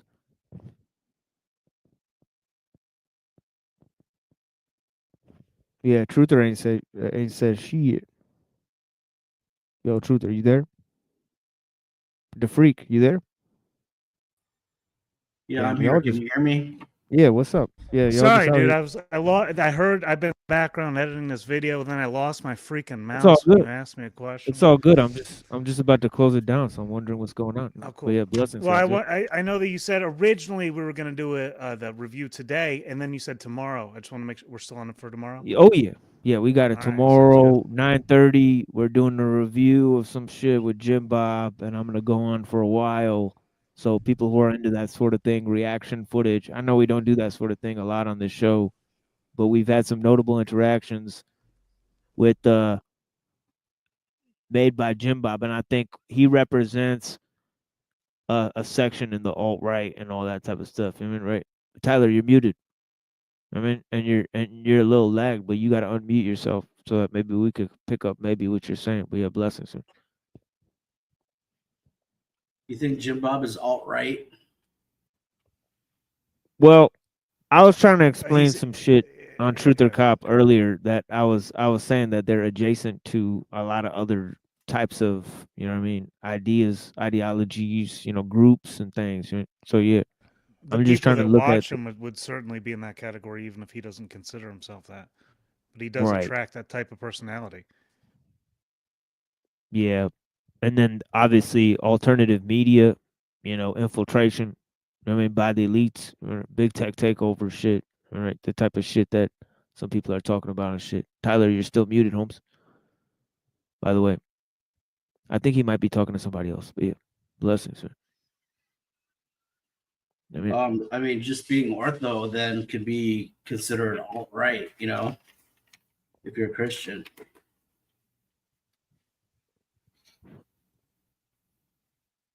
But I mean, that wouldn't surprise me though, because I don't think so necessarily because see these distinctions happen right. There's Orthodox churches been here right before classical liberalism, right? So, oh, good point. Yeah, so but yeah, and shout out to the homies True Orthodoxy. Actually they did a compelling very compelling presentation yesterday. I mean, in terms of Peter Hears and this Orthodox Ethos article that's a little bit wild. If you guys want to go and check out Father Swaden's channel. Definitely some weird stuff going on that website. And maybe we can watch some of that to close this out. But yeah, totally. So yeah, let me put this up Well, because I'm going to jump out of here. I just wanted to make sure you didn't expect me tonight, and so we're on for tomorrow. I'll see you tomorrow, dude. yeah, I'm closing it down here. Yeah, blessings, truther. Awesome. Yeah, thank you. Great. And did you like while I was on here, dude? Man, you got me like totally motivated for a totally new piece, dude. I'm about to drop something. Thank you Nice. for the inspiration, dude. Yeah, for sure, Be well. dude. Anytime. Yeah, for sure. Yeah, Unseen Warfare tomorrow coming through. Yeah, tomorrow 9:30. We doing the Jim Bob. And Jim Bob, if you watching, you already know, Holmes. Click the link. Click the link, Jim He Bob. always scared to, dude. You gotta make yourself weak in front of him to make. You gotta butter him up. You gotta get Chalk Body out. You gotta get Cockboy Hotline on the stage. Butter him up, and then he'll. That's how it works around here. Yep. You gotta. Good talking grease, to you, man. I'll see you grease the tomorrow. wheels. See you Yeah, tomorrow. blessings. Yeah. Blessings. Yeah. Peace. Later. Yeah, everyone else, Tyler, you're muted if you're talking to somebody else or if you're restreaming. Blessings, homie. Everyone else, I'm gonna go around the panel. I'm very low on sleep and stuff. This is planning to be a 2-hour stream here. This is an introduction to tomorrow's stream, in which we're gonna talk about Taoism. You know what I mean? Michael, I got you on the Discord now. You see me on there, right? But yeah, blessings. Basically, I'm gonna send you a link tomorrow. 7:30. So join the show if you want to. Feel free to join the panel. I send all the link to about 20 people or so. Tyler being one of them. Reddington here. Yeah. Thank you. Yeah, I can be there tomorrow. Yeah, for sure, homie. Yeah, I appreciate you telling me that. Yeah, for sure, homie. Yeah, let's do this. Yeah. Yeah, and it's no pressure for anyone. But yeah, you know what I mean? Tyler, come through tomorrow too, homie. I think you're talking to somebody else, but yeah. Yeah, he's definitely talking to somebody in his house. But yeah, blessings, Holmes. Yeah, I hope the things going good for you, man. But yeah, everyone, we're gonna go around the panel, and unless anybody has any queries for me. But yeah, I'm gonna go around and then I'll be back tomorrow. What? Cecil's here. Oh shit. Cecil's not even. Yeah, blessings. What's up? Yeah. So everyone, Reddington, the freak. Yeah, the freak. Why don't you start us off? What you got to say to these people? Well, it was interesting. I had to look up spiritual psychosis earlier this week or yesterday or I don't know, recently. And let me just rattle that off real quick. Spiritual psychosis is a mental health condition that occurs when someone's spiritual experiences become so intense that they can't distinguish between reality and their spiritual perceptions. It can cause symptoms similar to psychotic episodes such as delusions, hallucinations, paranoia, personality changes, confusion, and other things. So the reason I brought that up is it's very dangerous because at a certain point, even prayer could be considered psychosis. So I just wanted to relay that for now. Otherwise, in the back, I put a link for the thing that I wanted to talk about, but we can do it some other time. It's the Dead Sea Scrolls, the Book of Melchizedek. And I just found it about 2 or 3 days ago, and it is just mind-blowing what it covers. And I would suggest that it's worth listening to. So that's all I got. Yo, that's fascinating, the freak. Yeah, man. Thank you for sharing that. That's definitely highly relevant to today. All the things we're facing, the type of people that have tons of religious delusions, and also schizophrenia, and also the link between demon possession. That's what it is, and they don't want to say it, right? So yeah, man. I definitely think that, dude. Oh, sure. Yeah, and think about it. They're gonna try to sublimate schizophrenia into spiritual delusions, so that they could really knock out this demon possession thing and falsify it, right? For real. for sure, or just anyone who believes in God, or says a prayer anywhere, or anything like that.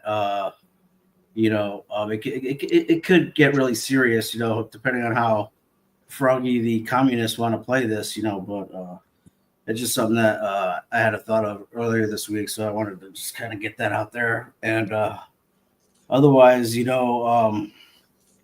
anytime like demon possession comes up or whatever, I always refer to the pro experts. So then those are the Catholic priests, because I really don't know what the heck I'm doing. I've never witnessed a demon, so.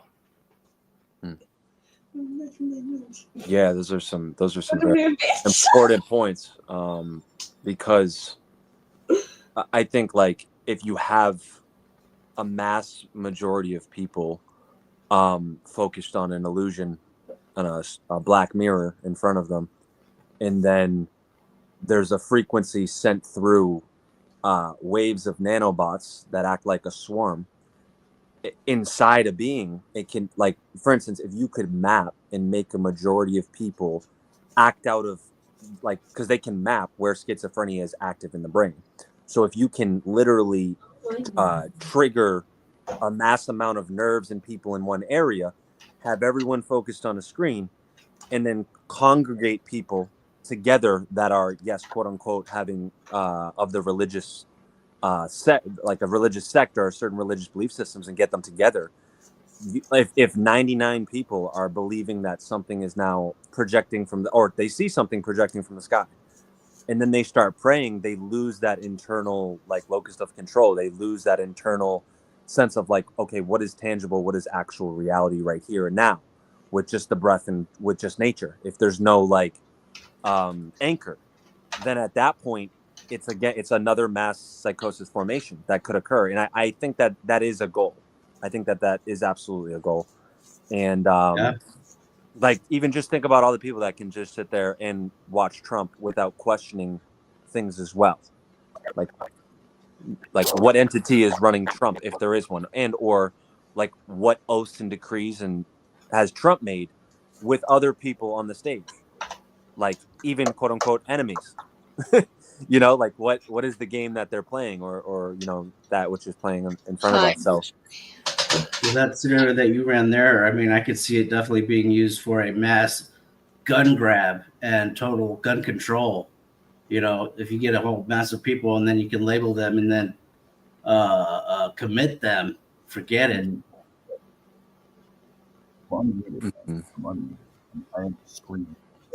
Yeah, in the idea that your life can't already be just like a walking, living prayer, or just an inquiry with that which is self, or the inner source.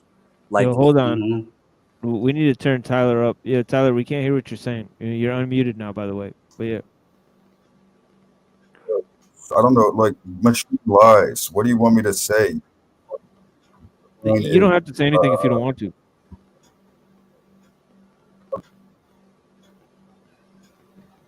Yeah, anyhow, I guess I'll bow out now.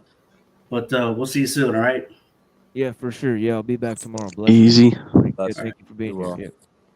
Yeah, Michael, what you got for us?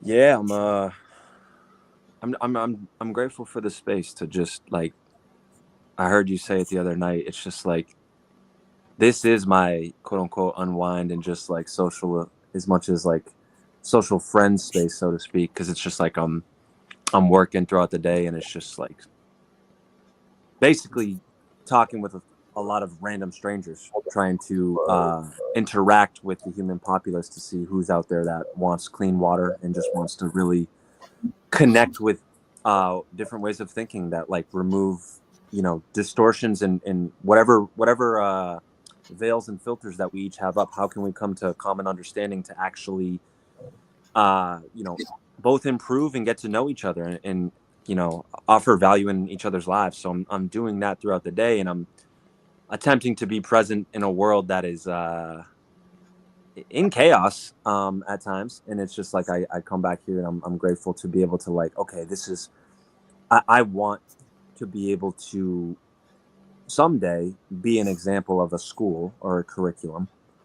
And to me, that would be the greatest honor, to like be able to invest my time in a way in which I could serve other people or be the great student that I need for that one person that I have that probably will be my son or daughter. So like, that's kind of my, that's my goal, my ethos, so to speak. And I want to get closer to nature. So it's like sometimes throughout the day, I am using so much tech, and it's like I'm swimming through it. And then I'm like, damn, how do I now surrender all control or all of that, like that force, and now like receive and just wait. And yeah, I'm very grateful for the stream. I'm grateful for the education and to be able to communicate and hopefully also receive feedback and I want to be adaptable. I'm not here to just hear myself talk. I want people to give me feedback. I want people to correct and steward me, so to speak, because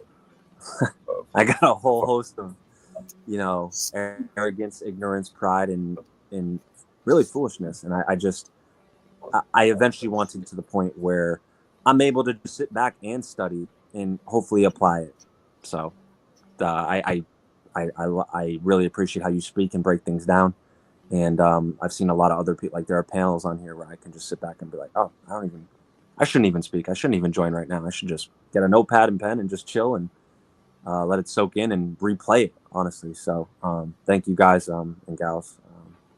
But For yeah. sure, homie. Yeah, thank you so much for being here with me, dude. I mean, blessings. I mean, definitely. I mean, somebody dropped off. Oh yeah, that was just Reddington. Oh, actually, I think he's here as well. I mean, and yeah, but Michael, Yeah, I hit the blessings, wrong homie. button. I mean, yeah, definitely, Michael, blessings, homie. But yeah, you know what I mean. Yeah, definitely. We'll see you tomorrow. And yeah, I'm gonna start throwing people out here. Yeah, I'm gonna play some music in a little bit too. But yeah, you have a blessed night, my friend. Thank you so much. Man. Yeah. Thank you. Peace. Bye, everyone. Yeah. Bye. Blessings, man. And Cecil, what you got for us?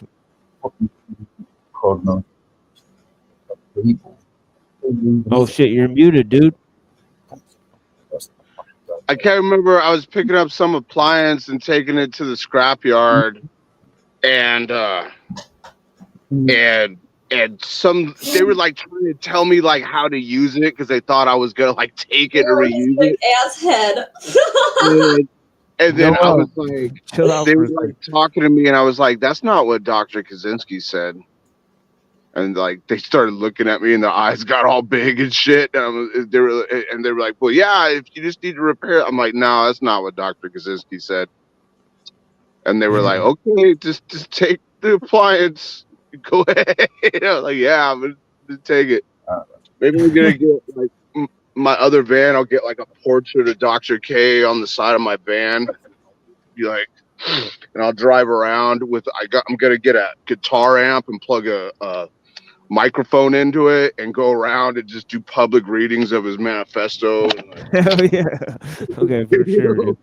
Yeah, that's what's up. Dr. K says you don't have enough surrogate activities, and that stop technology addiction, and you would think that right wingers would be a little bit more open to his teachings, because a lot of them live in like rural settings where it's not very high tech, and they're maybe they're not knitting their own sweaters or whatever, but a lot of it is like I'm fine. very low tech situations. Yeah, for sure, homie. Yeah, blessings, Cecil, man. See you tomorrow, Holmes. Thanks for being here, homie. Yeah, thank you. Yeah, blessings. Yeah. Noel, what you got for these people? You got anything for these people? Thank you for joining. Thank you for joining, and thank you for joining. And Cecil have a big head and a big nose, so and he looks so ugly and ew. Be nice, Noel. Just but blessings. ew. I'm sorry, just ew. So and can I talk after the show, please? Yeah, sure. But I'm gonna play music for 30 minutes. If you want to stick around backstage, I'll still be here. No worries. Yeah, okay. Yeah, no worries, Noel. Yeah, blessings. Thank you for being here. So cute. I'm sorry. He does. Okay, for sure. All right, but yeah, blessings. All right, thanks for being here. I mean, and yeah, all you guys. Yeah, Tyler, Am I what you got for speaking or these people, something? man? Yeah, you're Am I speaking, bro. thinking? Yeah, what you got for these people, man? No, I reject your bloodline. I reject your bloodline For sure, dude. completely. 100%, dude. You're welcome to reject it. 100%, dude. So, so is so is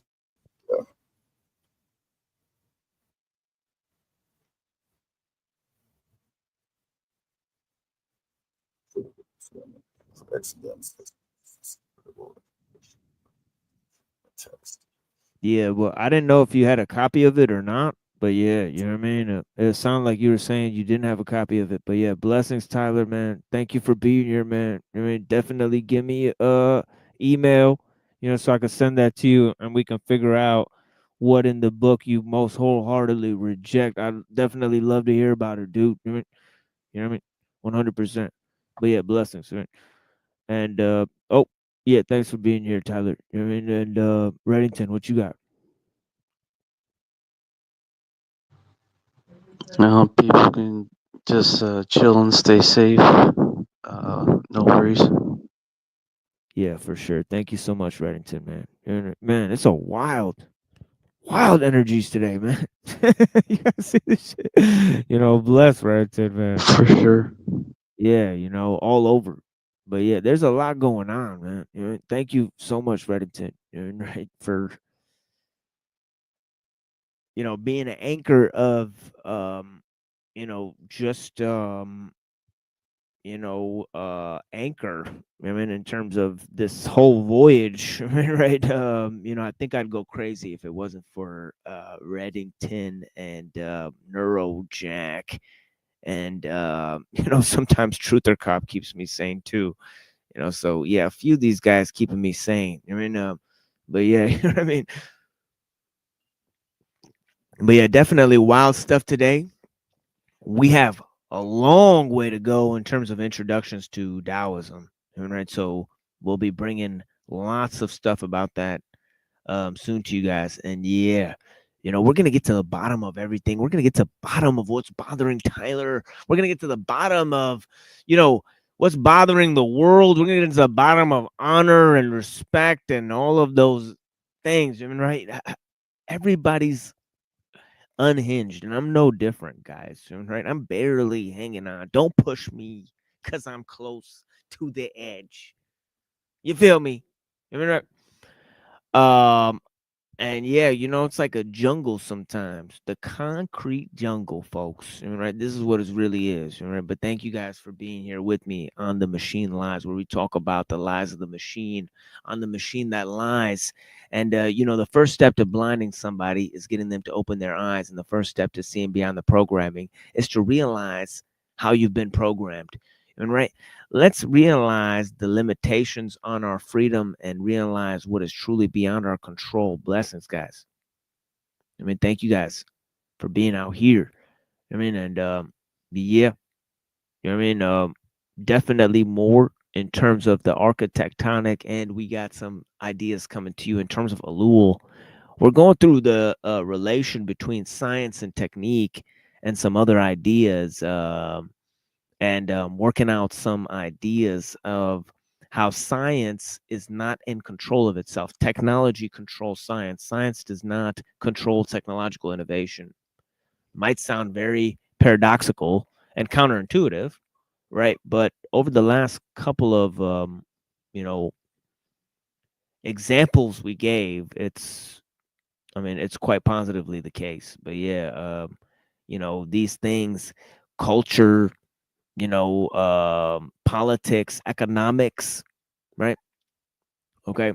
And also science as well are all downstream of our technological edifice, right? Okay. We are in the center of the machine, right? Broadcasting from there, right? But yeah, blessings to you guys. I mean, right? From the belly, of the base, the center of the machine edifice, right?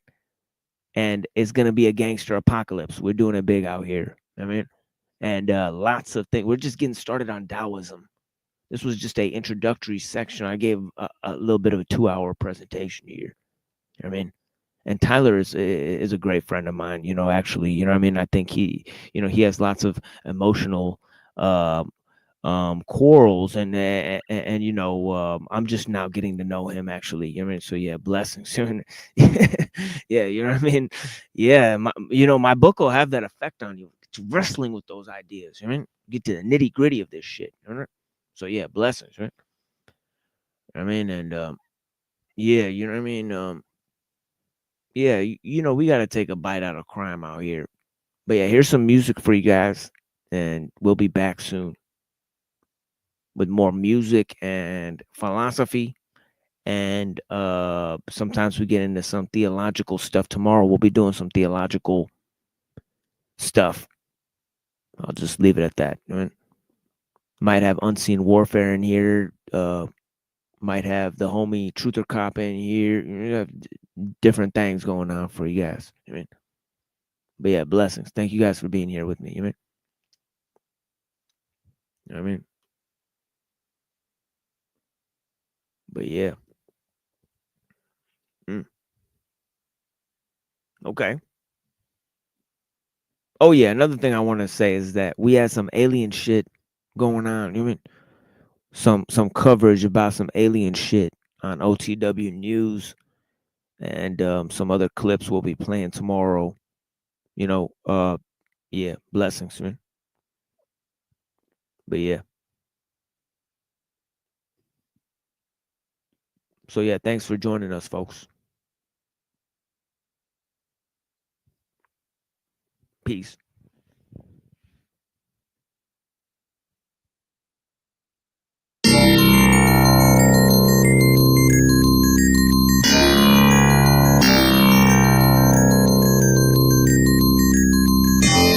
Executive order 11002. The reason you know me, but I don't know you. You really wanna know what crime is? Let me show you. Keep it in mind, this is just one point of view. Dry man's living in a third world country, fucked up but hungry without no money. Dry man's trying to adjust to the circumstance, missing more than one leg or more than one hand. Dry man's being chased off your land by a funny looking man in a suit that works for the bank. Dry man's what's happening to the ecosystem and the animals it feeds. It damaged the trees, the rainforests that get destroyed annually. Damn, it's just me who cares about the air that we breathe. Dry man's the nuclear threat that we live with. One bomb and everybody's dead, that's some sick shit. Dry man's HIV statistics, the infected person that you might have sex with. Life goes on, but dry man's living with the afterthought that maybe you could have prevented it. Dry man's imminent, comes in other forms. The sick pedophiles who support child porn. Never mind the offenders, think about what the victims go through, what the fuck they gotta live with. Dry man's the prince of population. Some belong there, but also some belong on probation. Dry man's not being able to change one thing, cause the system you live in says you ain't shit. Dry man's corporate scandal.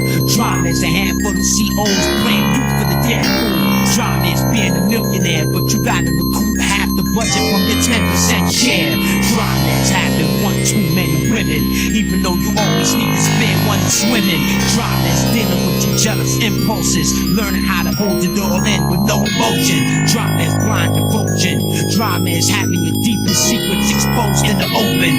Dry man's having your heart broken, and the person who broke it doesn't even motherfucking notice. Dry man's trying to carry the burden all by yourself on your shoulders, and it don't exist. Dry man's being falsely accused. Dry man's the latest news. Dry man's what gives people clues. Dry man's a tool you can use to distract the enemy so they can never improve. Dry man's fear devils and fear God. Dry man's a long, hard tech support death job. Dry man's the life of an up-and-coming actor, rapper, athlete, or building contractor. Dry man's a rookie cop corner for backup. Three-strike perpetrator that's gang tatted up. Dry man's the spin zone of a politician. Dry man's case solo when he said the rhyme did it. Dry man's the struggle of change. Dry man's inevitable, there is no other way. Dry man's what drains life force out of you. Dry man's negative, but drama can empower you. Dry man's love, dry man's pain. Drama exists in everything, every day. Dry man's the yin, dry man's the yang. Dry man's the innate nature of man. Drama contracts, drama expands.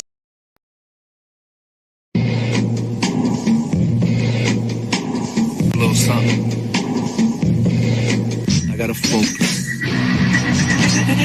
Screen actor skill is overcrowded with nothing right now. Everybody's bluffing right now, wasting film and camera time.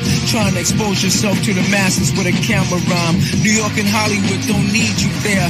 Better people than you coming from North, South Carolina. You just a shipmate, ready for me to eliminate, cancel your network. Feed the canaries, that's right, y'all. Now you're officially over, independent, doing pet work like Mike Jock and Jams. At the BET Awards, your tight butt fan base. Give me the applause like you a hype man. For one more than walking out the arena doors. I don't care about bragging in the radio game. It's all about the radio flame. You could be seen and dealt with security guards and so-called tough guys, black eyes. Put an arrowhead water with ice packs on your jaws. Super supreme, super skin, super supreme. The sperm blaster, mic controller, urinary faster, shit on you bastards. Walking skip sailor, Sony Studios best room, piss on your masters. Leave the Neumann wet press conference, major not minor, returns on the table. Clive Davis into the room, pissy diapers on top of the bagels. Shock Donnie Einer, you can't get past flex. Secretaries try to front, leave the lobbies full of shit worse than anthrax. At the Atlantic Records, colon cleaner on your desk. Your asshole clogged up, niggas talking shit with hemorrhoids and gas sacks. You fucking with the superhero nigga, Bronx Detention Center, AK Mass X. Fuck Exxon with 4 sword-offs in the trunk. Fuck y'all, I'm skipping everybody, I'm getting gas next. Super Supreme, Super Skin.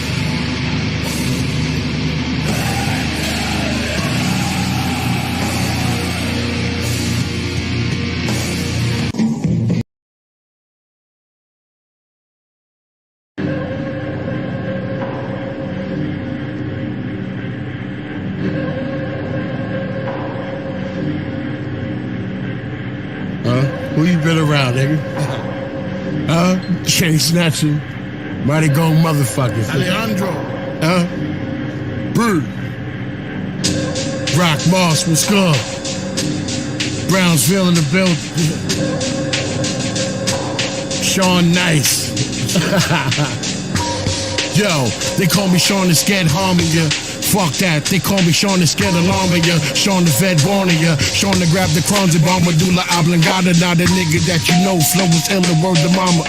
I'm in a whole different space, call it Andromeda. Battlestar Galactic with the ratchet Abu Lama ya. Understand, nigga, the flow ill. You should know by now, nigga, Angela Bofield. No jerk, I blow perp. Captain America logo in front of the low shirt. You can't sell drugs with no work. Manicured fingernail, niggas did no dirt. Nigga, respect my conglomerate. Before I run in your crib, some tech to your mama shit. Time for change, get the fuck off Obama dick. P for president, nigga, I know a lot of shit. You just a consumer, fuck out Ruger, son's a shooter, none truer, the bum chewer. Lines and hooks, real and tuna. Shines a book, lives are took, you die sooner. Y'all manure, why try and tutor? Put knives through ya. We got guys from Rooter to Tutor. That's dry humor, we don't buy Puma or drive Cougars, but my tools the size of a tuba. I'm the futurist, no lie rumor. Try and maneuver when I fired a bazooka. Child abuser, mama was a user. Slum crack, wasn't a good shooter like a Hoosier. Overachiever, blood spill over a leader. You get rolled like a Peter, overachiever. Chrome heater, low, no Latigra. My bone feeder, she fetch it like a golden retriever. Snow, let's go, finesse the flow. Fresh dress from head to toe. Let them know, on with the show. We used to play the corner for dough. Rain, hail, snow. Let's go, finesse the flow. Fresh dress from head to toe. Let them know, on with the show. We used to play the corner for dough. Rain, hail, snow.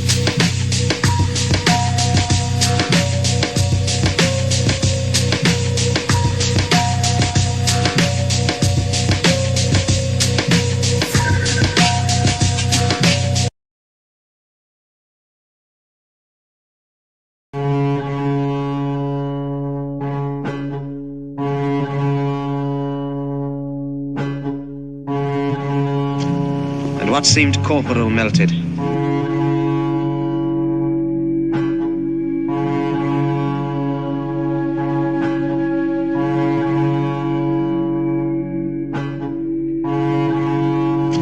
And what seemed corporal melted.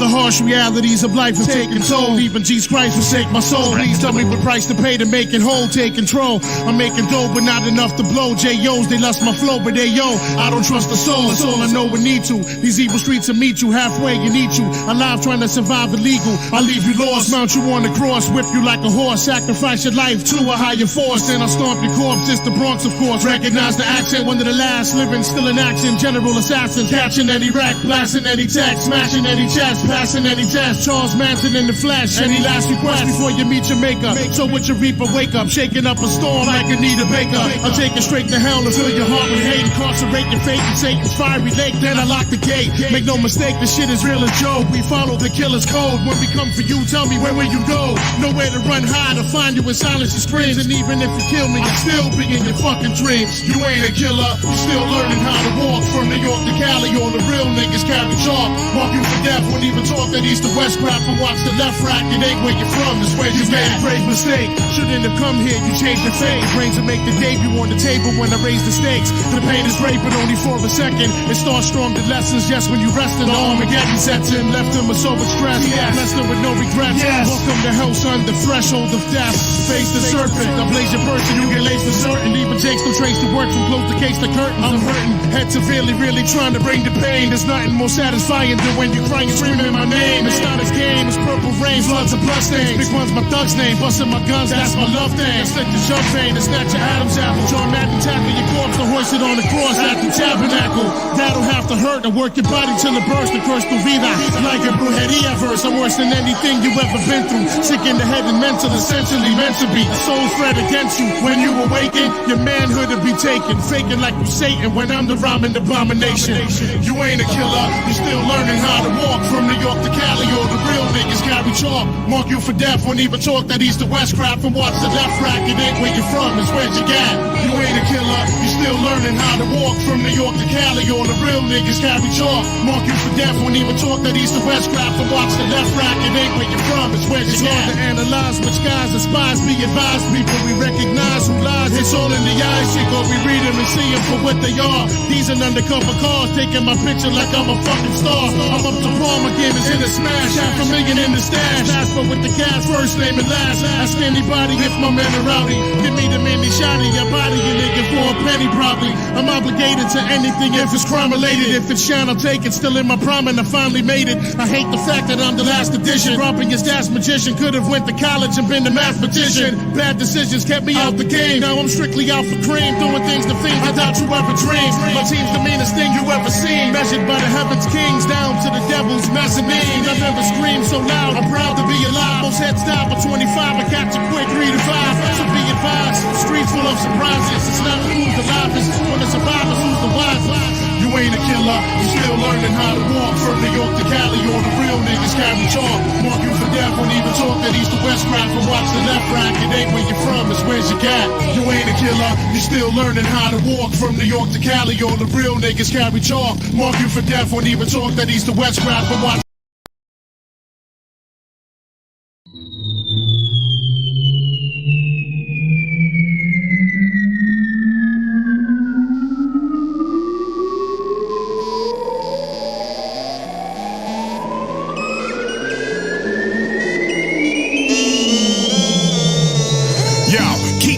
While I'm freeing the beast, the album set for its US and European release. I make you bounce just like a street hustler seeing police. When acrobatics in the place, the whack MC and decrease. Perception is regulator with some shit you'll never hear on no elevator. Creators and devastators, you know will never hesitate to leave you surprised with that hip hop hybrid to open your eyelids, the fly shit. I pilot like a pirate on the 7 seas. Ignite the mic with an unleavened steez. Body your Christ nice, a slice shice, that's German for certain. Under shit you ought to be learning. Jesus, for rocking the sleeveless wife beater. I'm the motherfucking life breather. Sing your chest when I whisper fresh. Brother, think of death, then you sink to death. Take a breath. Make a left at the door if you ain't ready for the raw carnivore. Power source that bust through armored doors like a battering ram. I'm shattering jams bands and leaping in the crowd like a Packard Lambo. You slackers and Sambos are straight getting handled by raps Rambo and Commando, simply because you can't flow. Maniac material that murder the dance flow. Enhance shows and guarantee another advance show. If you brought your attitude in the spot, then get it out. Ladies got your hair permed, you bout to sweat it out. Let's make it worth your dough before you head it out. Get live, let it out. Come on and let it out. Yo,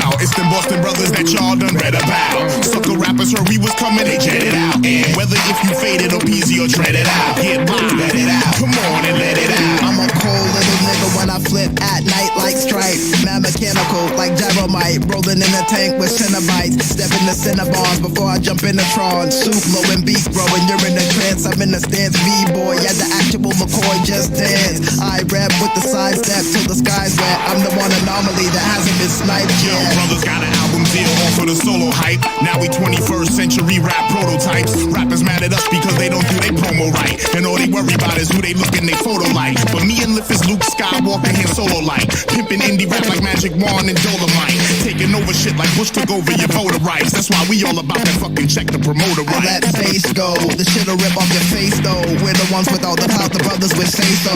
So we say go away, you stay. Tell the rest of them rappers to go pray. Their prey, use left arm, drop bomb. Operation Crush, planet Earth, right palm. Brother, there's no tomorrow. We make time hollow, sorrow. Better take notes and just follow. If you brought your attitude in the spot, then get it out. Ladies got your hair permed, you bout to sweat it out. Let's make it worth your dough before you head it out. Get live, let it out. Come on and let it out. Yo, it's them Boston brothers that y'all done read about. Sucker rappers heard we was coming, they jetted out. And whether if you faded or peasy or dread it out, get live, let it out. Come on and let it out. Yo.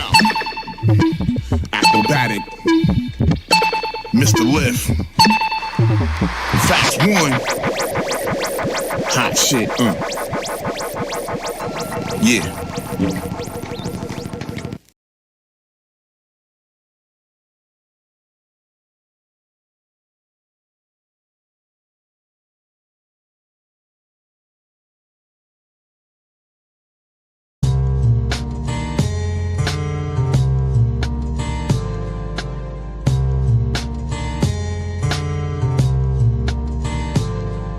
I wouldn't trade nothing for a day like this one. Toy top on the tip, just waiting to get spun.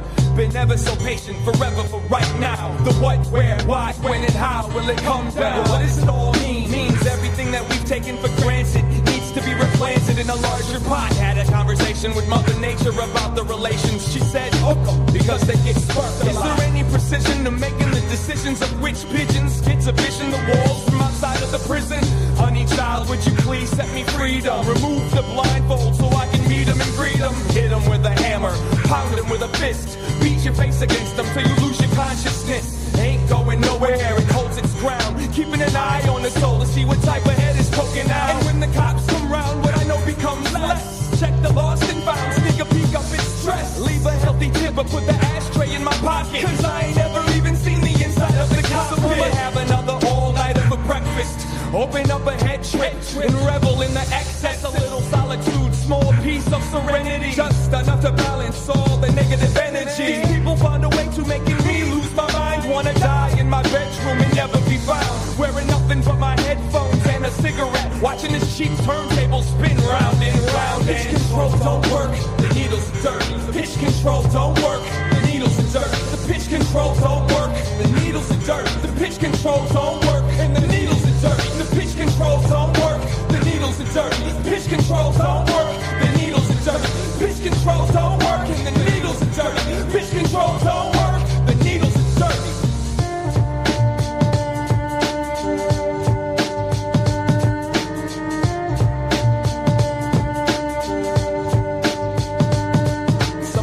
Say I scream the words to my songs and my dreams, but I wasn't sleeping for as long as it seemed. Until my wrongs are redeemed, I'll be right. Fingers are yellow from the cigarette, sore from holding the pen tight, handling just fine, but nothing to compare it to. No need to run, cause it's probably just as scared as you. No more trying to justify the choices. Praise the Lord that she wasn't born voiceless. I'd like to thank all the supporters and all the bridges over all the troubled waters. And all the mothers that gave birth to control freak daughters. And the kamikaze sheep that walked straight into the slaughter. I'm not mad at you, nah, I'm glad that you had the chance to gather a reason to climb this ladder. Best believe my shell toes match my halo. and I'm on a mission to fix this turntable. The pitch controls don't work, the needles are dirty. Pitch controls don't work, and the needles are dirty. The pitch controls don't work, the needles are dirty. The pitch controls don't work, the needles are dirty. The pitch controls don't work, the needles are dirty. Pitch controls don't work, and the needles are dirty. Pitch controls don't work, the needles are dirty. Pitch controls don't work, and the needles are dirty. And if I could fly, then I wouldn't have to drive. And as far as I'm concerned, everything could stay alive. I'd wear a Walkman when I travel, so I could rock the music without the talking and the babble. Cry me a river if you feel that's what you need to deliver. A fistful of how you figure. You can sit there and play with your gum for all I care. I can see through your stare. I can see through your stare. Pitch controls don't work, the needles are dirty. The pitch controls don't work, and the needles are dirty. The pitch controls don't work, the needles are dirty. The pitch controls don't work, the needles are dirty. The pitch controls don't work, and the needles are dirty. Pitch controls don't work, and the needles are dirty. Pitch controls don't work, the needles are dirty. The pitch controls don't work.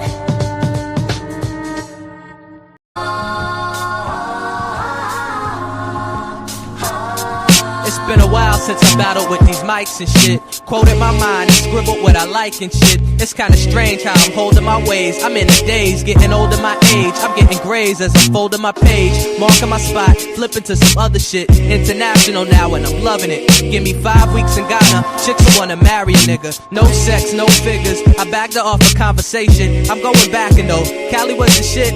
Ghana's where it's at. I really can't describe it in a rhyme so intense. It's kinda like I got a 7th sense. And if I had no tongue, could you tell me about taste? Picture that. Could you help me picture that? If I didn't have eyes, I could only hear for vision. Could only hear your vision. Could you paint a picture? Cause I would listen if it's visionary. If you had what I was missing, I would listen. I would listen if it's visionary. It's getting scary cause I'm feeling my strength, learning my fight, using my time, blowing, channeling or crying to the speaker. My grinding session is like a blessing cause it's not work to me. I'm like Hercules, but can I make $1 out of cents? Knife, could you harmonize my experience? If I had no ears and I could only see the people's actions, could their laughing and dancing become closed captions? Picture that shit. If you could move the crowd to the point where I can hear it when I feel it, then I would listen. And I would set aside the time to picture that if I could hear it when I feel it. If you could paint a picture as they received the beat, if they react and spoke back to me, shit, then I would pay attention. I would take the time to take a picture. I take a picture cause it's visionary. If I could paint a picture full of colorful scripts that describe my experiences. And yo, if Night could paint a picture, harmonizing my mind into a vibe so the crowd can see the image. Yo, if we could paint a picture full of pressure and time that's so intense you can hear it when you hear it, would you pay attention? Cause if you would, then I would paint a picture to give a gift to other visionaries.